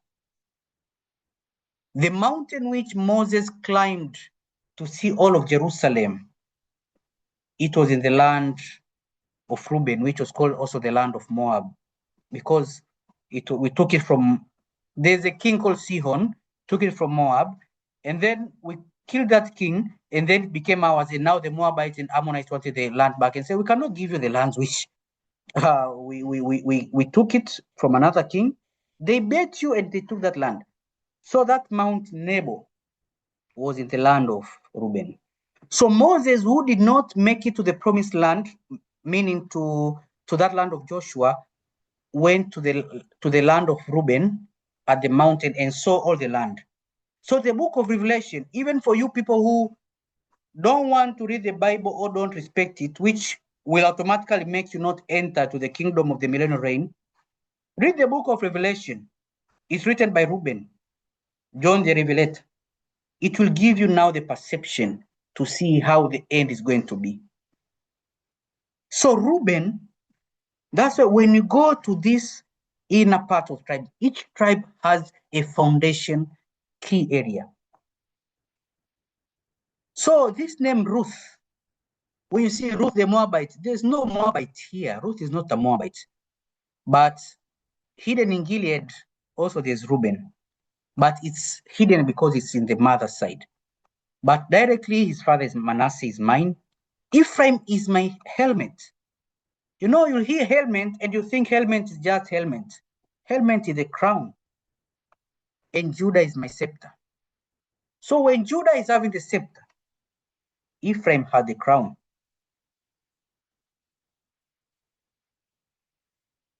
Not to institute human kings, but the firstborn right, this is how it is. That Nazareth, which King Jesus took, because he took the scepter from Judah, he took the crown. He was crowned in Nazareth. Jesus was baptized in the areas I'm going to show you. Actually, we're going to go there because John the Baptist baptized in many places. We're going to go there in the lands. So he took the scepter from Judah, but you cannot walk as a king with a stick with no crown. So this helmet, Elimelech had it. This scepter is Boaz. That's why the scepter shall not depart from Judah, but also the helmet belongs to Ephraim. Who said that? Moses, the one which was separated, the one which was the Nazir, set apart, consecrated. Who said that again? Jacob, our father. Where? I'm just gonna show. Then I'm going to take to the another point. Now we have to progress because we're not teaching kingships here. We're not teaching human kingships. Even though some camps, if they could have this knowledge, that's why we're telling you, crowning the Latinos as Ephraim was a dangerous move. Anyone who is Ephraim, who was selfish, could use scripture as a sword and control the whole movement. If he was like those camps, like, I don't want to mention them and give them point, or that brother who was chased out in his Zoom. It is very dangerous to play with the identity of Ephraim, give anybody. Because you know Judah, just give anybody Ephraim. Brother, you're giving the crown away. Because you are left with the scepter. And a king without a crown with a scepter sometimes is funny. You can think it's just a stick. So the church of One West must die because they have placed, they saw the birthright, our birthright of Ephraim, and it was giving us our completion. But anyway, it has already died actually. So let me carry on. So I wanted just to show you even Joseph, because we are in Nazareth, we are going to see here.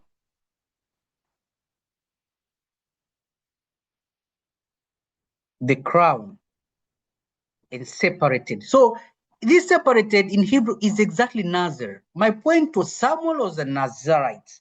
I'm coming to go to the Nazarite. You'll understand what it means. Elimelech, God is king. So he set apart his people who is going to protect his kingship, and they will be having that dignity. So when we reach at this point of questioning this, I've canceled the questioning when I was trying to click it here. Anyways, no worries, and everything happens for good. Because in the end, until we are used temporarily, it's in our hearts already. But this pained me. This really pained me. Anyway, no worries. So we go now to see this okay, I'll jump something here. I just wanted to show the scepter and crown. And I'll show you what David did, because people don't know about the spirit of David. You know, even who? Saul gave David his helmet, his crown. David didn't want it. But that's another day's topic. So, okay, it has hurted me. But let me carry on. Let me go to the lands now. Let me show you the lands. There's a doctrine here which okay, let me go to these lands now. What have I canceled them? Okay, these ones. Brothers and sisters, you see these lands I'm sharing? This is the new order of land, well, how it's going to be divided in now new in the millennial reign. In the millennial reign, we're going to have lands in this order. Where is it written? Ezekiel 49. Ezekiel 49.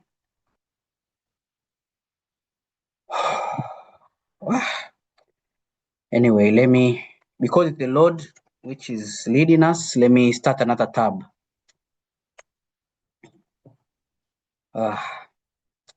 Ezekiel 49. Ezekiel 48. Ezekiel 48. The division of land. People know the division of land of Joshua, but if you don't know the division of land in Ezekiel 49, you're not going to understand the other part of Nazareth. These are the tribes listed by name at the northern frontier. Dan will have one portion. It will follow the Hethlon road to Lebo Hamath, Hazer Anan, and the northern border, Damascus, next to Hamath, will be part of its border from the east side to the west side. So, let me show you how the land of Joshua distributed. This is Joshua land distribution.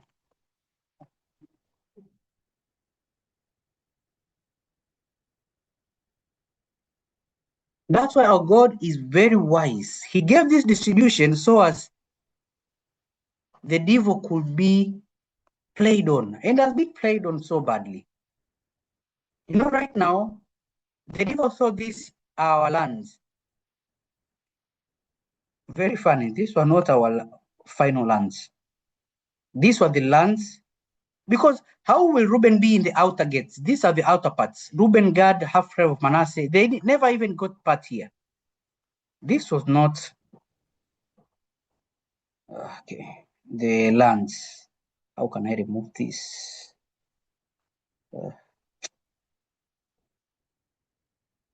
Okay. Okay, I will. Thank you. Thank you, brother. You see, my brothers, this land division served its purpose. It was to confuse many of people. It confused the devils. But behold, your new land division. It's written where? Ezekiel 49. This is now will unlock more parts. These are the tribes listed. So the most part, we are not going to end again. Okay. Oh, many matangazo close. We are not going to end again. Above us will be Sidon. No, we are not going to stay with Lebanon. Bye-bye, Lebanon. We're taking our lands. At that time, we're heading here at Ashed Naphtali and here.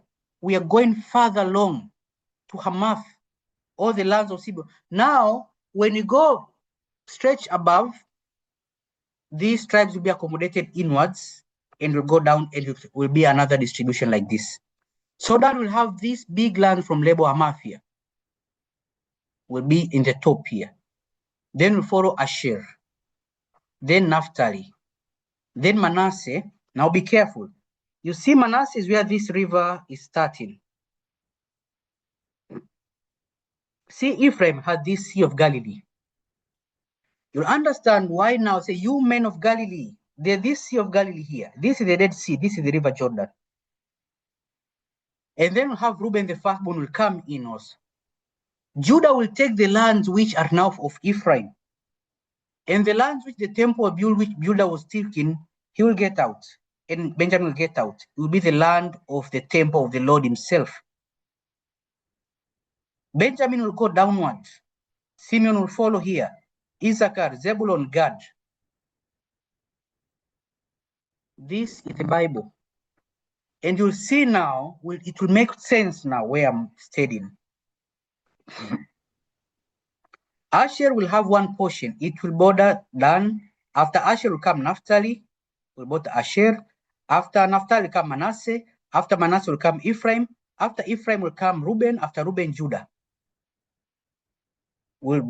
Bordering the territory of Judah from the east to the west will be portion you are to present at a special gift. Now the territory of Judah will no longer be for Judah. This now becomes a special gift. Now we're going to study this place. There's a verse which is used. The Lord has forsaken the tabernacles of Ephraim and has chosen the tabernacles of Judah. Has forsaken the tribe of Ephraim, has chosen the tribe of Judah. What was he meaning? He's meaning his land. He's choosing when he's coming. Where will he stay? Where will he put his feet? I've chosen the land of Judah. So Judah, go. I'm going to put my temple, the Ezekiel temple. So you see it's written here now. And I give you all the measurements of it.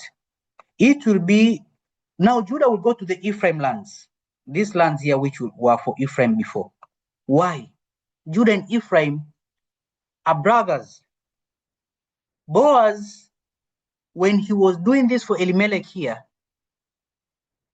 Boaz took 10 elders and he said, Boaz became a guardian redeemer. And he told even that man who didn't want to redeem the right of Elimelech, he told them, one day, on the day you buy the land of Naomi, you are also required to acquire Ruth the Moabite. And actually, let me cover this Moabite after here, because I don't want people to think Ruth is a Moabite. The dead man's widow, in order to maintain the name of the dead with his property. So that guardian redeemer, see, no, okay, having the property of this man, no. So Boaz said, so that man told Boaz, buy it yourself. Then Boaz, and he removed his sandal, he became Peku. Then Boaz announced that he will take the lands. So Boaz from the tribe of Judah did this redemption for Ephraim. The children David was for Elimelech, Ephrathites. That's why it was written here.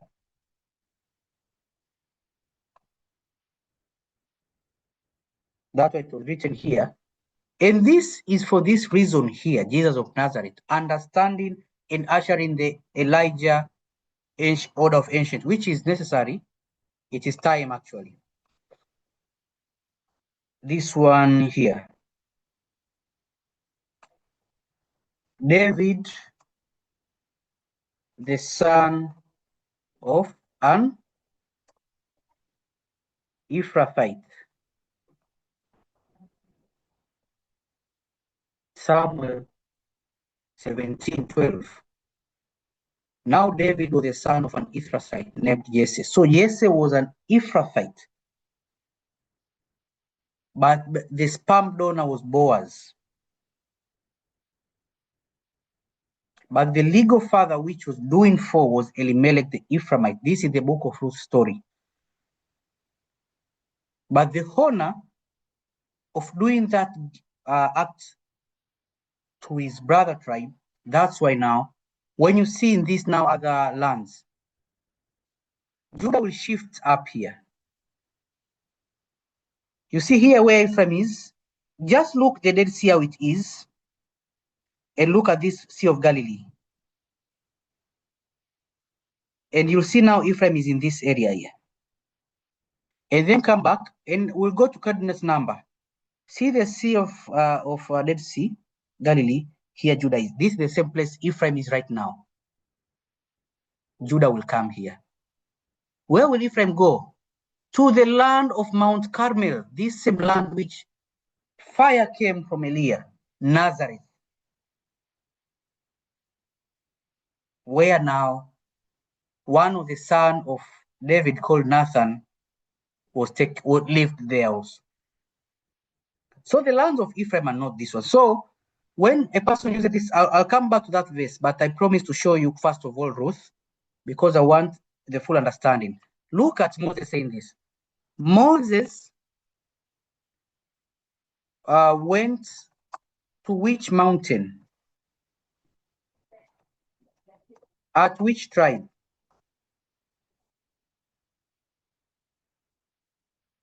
Of Israel. Later settled there.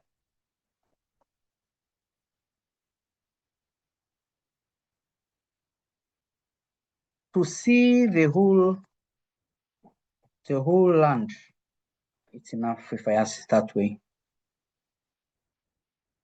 So you see, Moses went to Mount Nebo. This land was the tribe of Reuben. But look how it's called. According to the scripture, see, tribe of Reuben, but how is it in the scripture? God commanded Moses to ascend this mountain in the land of Moab. How is it the land of Moab and then the tribe of Reuben? You have to understand. And why am I telling also Jephthah is Manasseh is included? Look near now. Jephthah,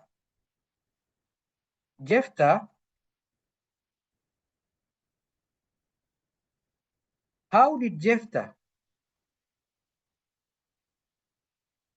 defend the land of Reuben from being land of Moab? And what was his points? And from which tribe was Jephthah? So that's what I'm telling you, this further line of Ruth, the name Ru in Ruth. So you see, first of all, you see Jephthah began tribe of Manasseh, native of Gilead. So that's why in Gilead now there's some Ephraim and Manasseh, but Ephraim and Manasseh, for clarity, say it's Manasseh. But look what he was defending. Jephthah defended the land which was for Reuben, Gad, and half tribe of Manasseh. He became the leader there. Israel did not steal the land from Moab or Ammon. The point he gave them here, you're going to read on your own. So these two, Reuben and Manasseh, is what is called the land of Moab or country of Moab. But it's Reuben and Manasseh. So Ruth took his mother's side name Ru. So it's Ru. This is Reuben's daughter. But also, you have to see the side of his father is Manasseh, part of Jephthah. That's why now in the line of King David, you have kings called Manasseh. There's this where you put your family line, but there's this part, but that's in the Ruth side. But Elimelech is Ephraim, the one which now owned that whole land and that ownership of them. So coming back to, because they are the Nazar. Okay, where was I? I was in this map area. So in Genesis 49, Ezekiel 49, sorry. And the length of it, now the border in the territory of Judah from the east will be the portion you are to present as a special gift. It will be this cubit tall. Its length from the east will equal this amount portion all this way. Now look at it. This will be the consecrated for priests, the Sadokites, who were faithful in serving me, did not go astray as the Levites, which went the Israelites away. It will be a special gift for them from the sacred portion of the land, most holy, bordering the Levites. Alongside the territory, okay, this is the best of the land and must not pass into other hands because it's the holy of the Lord. So you see, it carries on. You read this. Then afterwards, you explain this choice land. You go back now to Benjamin. You go down now to Benjamin. Then after Benjamin, you go down to Simeon. Then it goes downwards all the way to the last will be now to Gad. This is Ezekiel 48.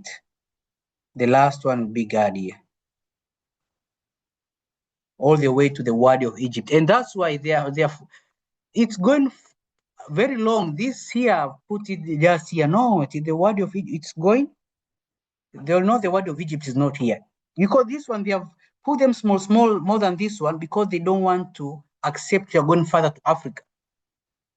But they'll come to realize these are as much big as these ones. And if as much big as this, they are now going to Goshen. They're going back to Goshen. That's why you see, that's why even now, anyway, I'm not going to Bukoba and Gad, Baganda, anything, but anyways, this is the point I was making. So, and now let me ask the AI, because I'm seeing people love this easy answer from AI, because now I've created this here. Like, according to Ezekiel 48, the current land of Judah will shift to which tribe's land? And here I have to put coordinates, because this is a number thing. I know the AI will go off without coordinates, and I have the coordinates. So if it will not answer, but I want just to play with it here, because I'm not putting number. And if you're not putting latitudes, this is a number. They may take you off. This is a number thing. You have to put number. But I'm just trying this. To which, to Judah will shift to which tribe's land?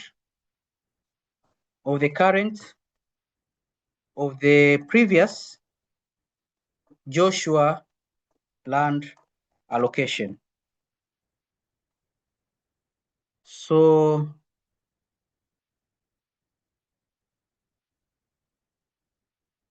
okay, still is not getting my point.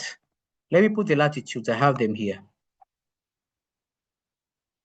I have the latitudes. I'm not sure if I have them here. I'll show. Okay, they are. Wow, first of all, I'm happy I came here so as I can give you this. I wanted to forget something. Okay, I'll show you the latitudes. I'll share them. Oh, I don't have them here. You have to put the latitudes, but by eyes you can see. By eyes you can see there's a store. I went to my private notes and I've seen something I wanted to cover today. I didn't even go there. You see here, Ephraim, you see Galilee. Here is where Nazareth, the Galileans will get everything here.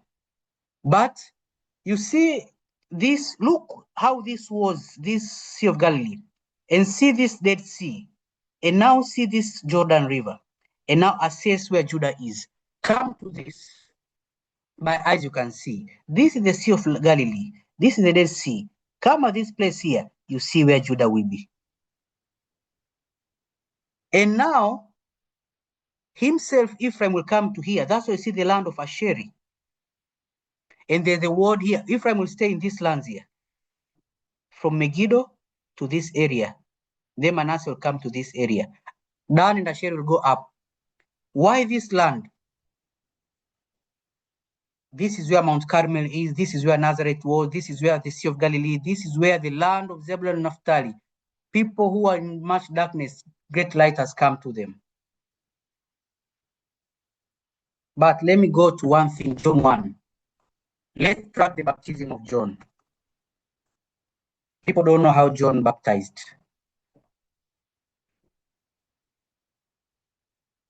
Let's track the baptism of John and see how it went. Now this was John's testimony. When the Jewish leaders in Jerusalem, these Jewish leaders were in Jerusalem, sent priests and Levites to ask him who he was. So they sent priests and Levites where? These priests were in Jerusalem. But they sent priests and Levites to ask him who he was, because they heard there's a man baptizing people beyond Galilee. He did not fail to confess, but confessed freely, said, I'm not the Messiah. He said, I am not the Messiah.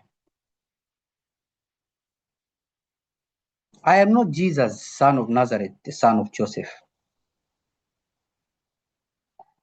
I am that Samuel line which is crowning all kings. He crowned Saul, he crowned David.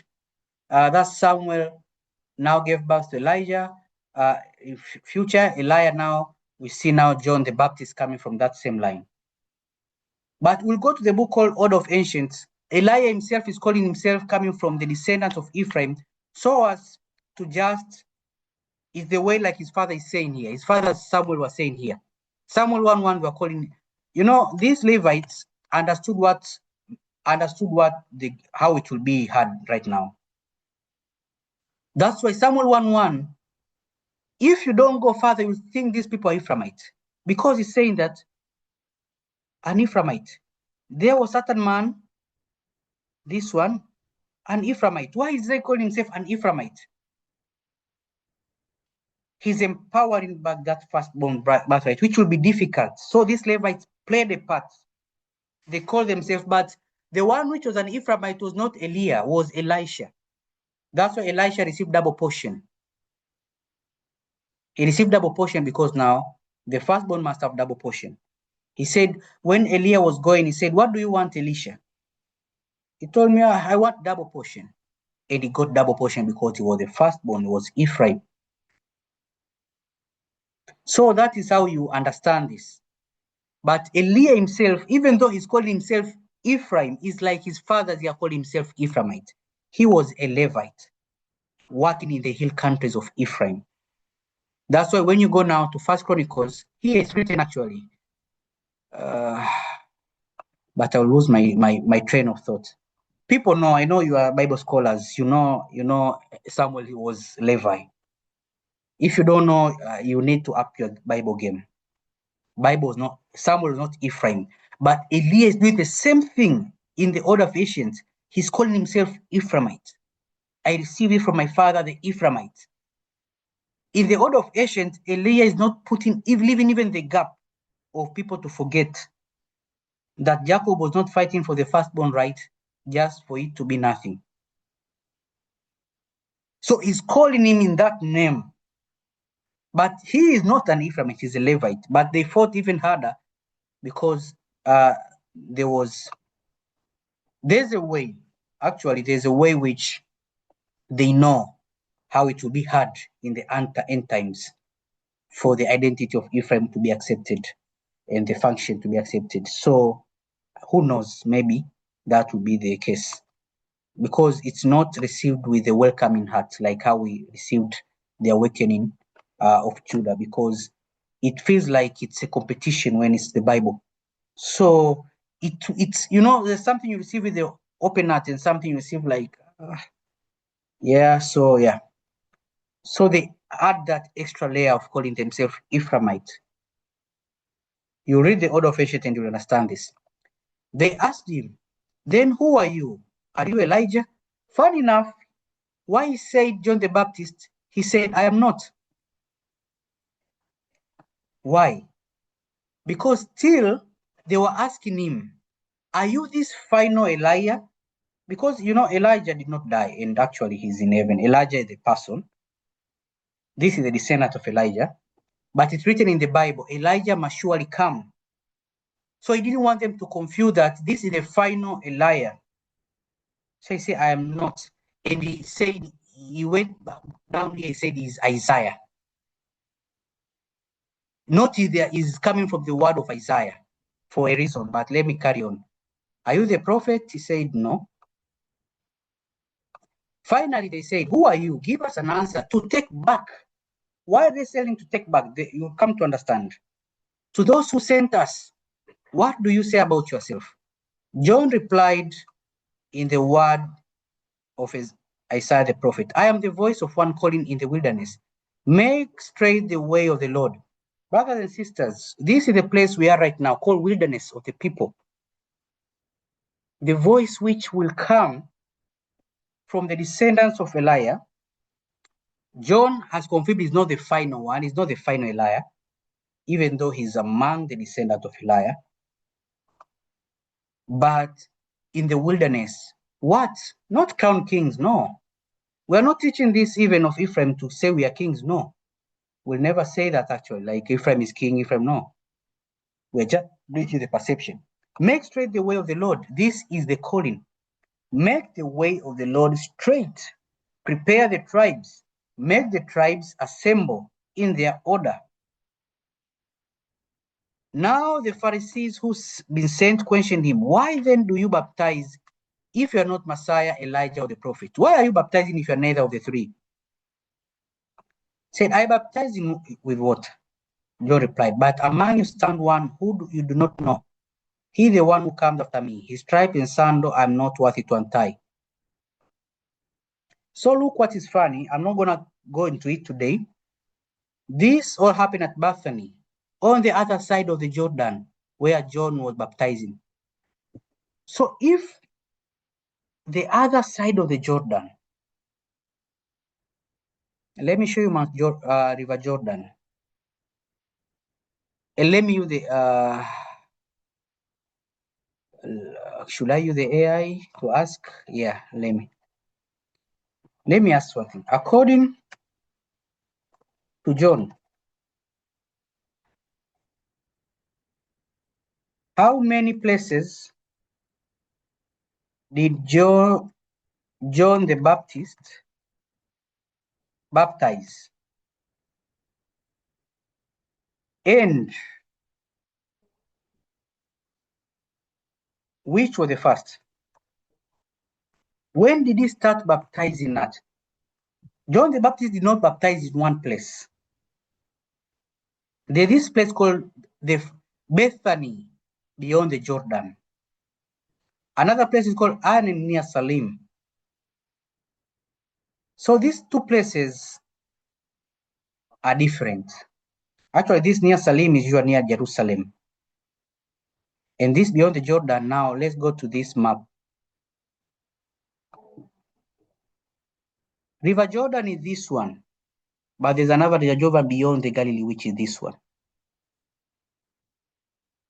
Let me show you. Let me do something to show you all River Jordan. Show map, show full map to show all, show Upper Jordan and Lower Jordan, and Middle and Lower Jordan.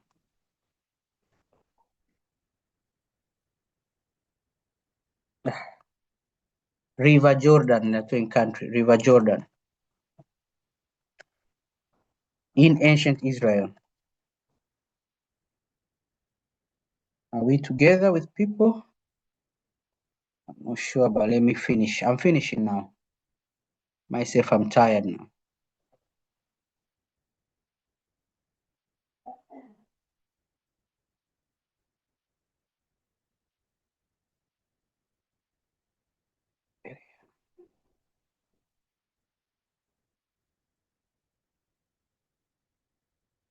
I want you to see Upper Jordan and Lower Jordan. Why is it taking time to see? Upper Jordan and Lower River Jordan.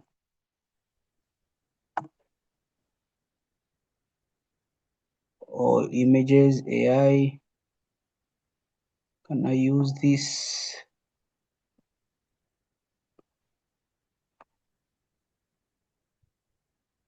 I want people to know Jordan. You see, yeah. Okay, no. I want people to understand something about Jordan. Yeah, this one.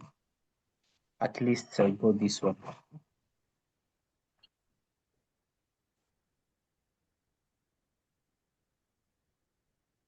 People, when they see Jordan, they think only of this Jordan here near Salim. Don't want get a good picture. Now they bring this view ad that don't want to view anything. Why are you doing this to me? What should I do now? Let me try to close. Close. Thank you, Lord. Thank you, King. Yes. So you see, Upper Jordan is here. This is Upper Jordan. Lower Jordan is here, near Salim, near Jerusalem. Mount Nebo is here where Moses saw everything in the land of, they put it here. But, what? My network is bad? How? Okay, now it's good. So, in these areas, which is Upper Jordan, which were the lands of Ephraim and Manasseh, in this, you see Ephraim here, have this part of Upper Jordan in Manasseh, the lands of Joseph. John the Baptist started his work there. This is the first place he started baptizing at. When we add this AI here, just for the greater understanding. Can we just drink a little bit by little bit, or? I don't know. My sister Nifa, there's noise in your end. Okay, let me mute you here. Where did I ask this question? Okay, no worries. No worries. Let me just go back. But you have seen Upper Jordan and Lower Jordan. So I asked this question. There's a question I asked the AI, and they told you that John the Baptist. I can ask again, actually. Pen with me.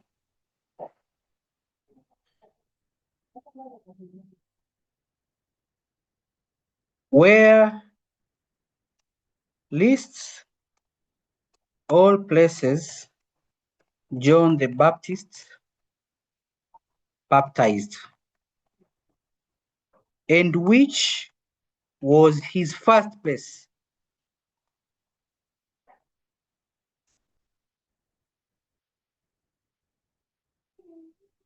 So it's River Jordan, beyond River Jordan. The beyond River Jordan is the beyond one. This one, the upper one, the beyond. This is the one we know, and this one is beyond.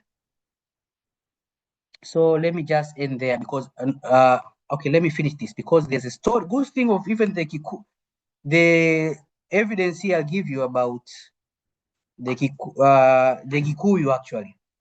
Not only the Kikuyu, actually, the Zabulon. So then the next day, so when when John was baptizing in this Bethany beyond Jordan, this Jordan of here, the next day, this is what happened. The next day, John saw Jesus coming towards him and said, "Look, the Lamb of God, who takes away the sin of the world. This is the one I meant when I said, a man who comes after me has surpassed me because he was before me. I myself did not know him, but the reason I came baptizing with water was that he might be revealed to Israel." Then John gave this testimony. "I saw the Spirit come down from heaven as a dove and remain on him." This is what this poster shows.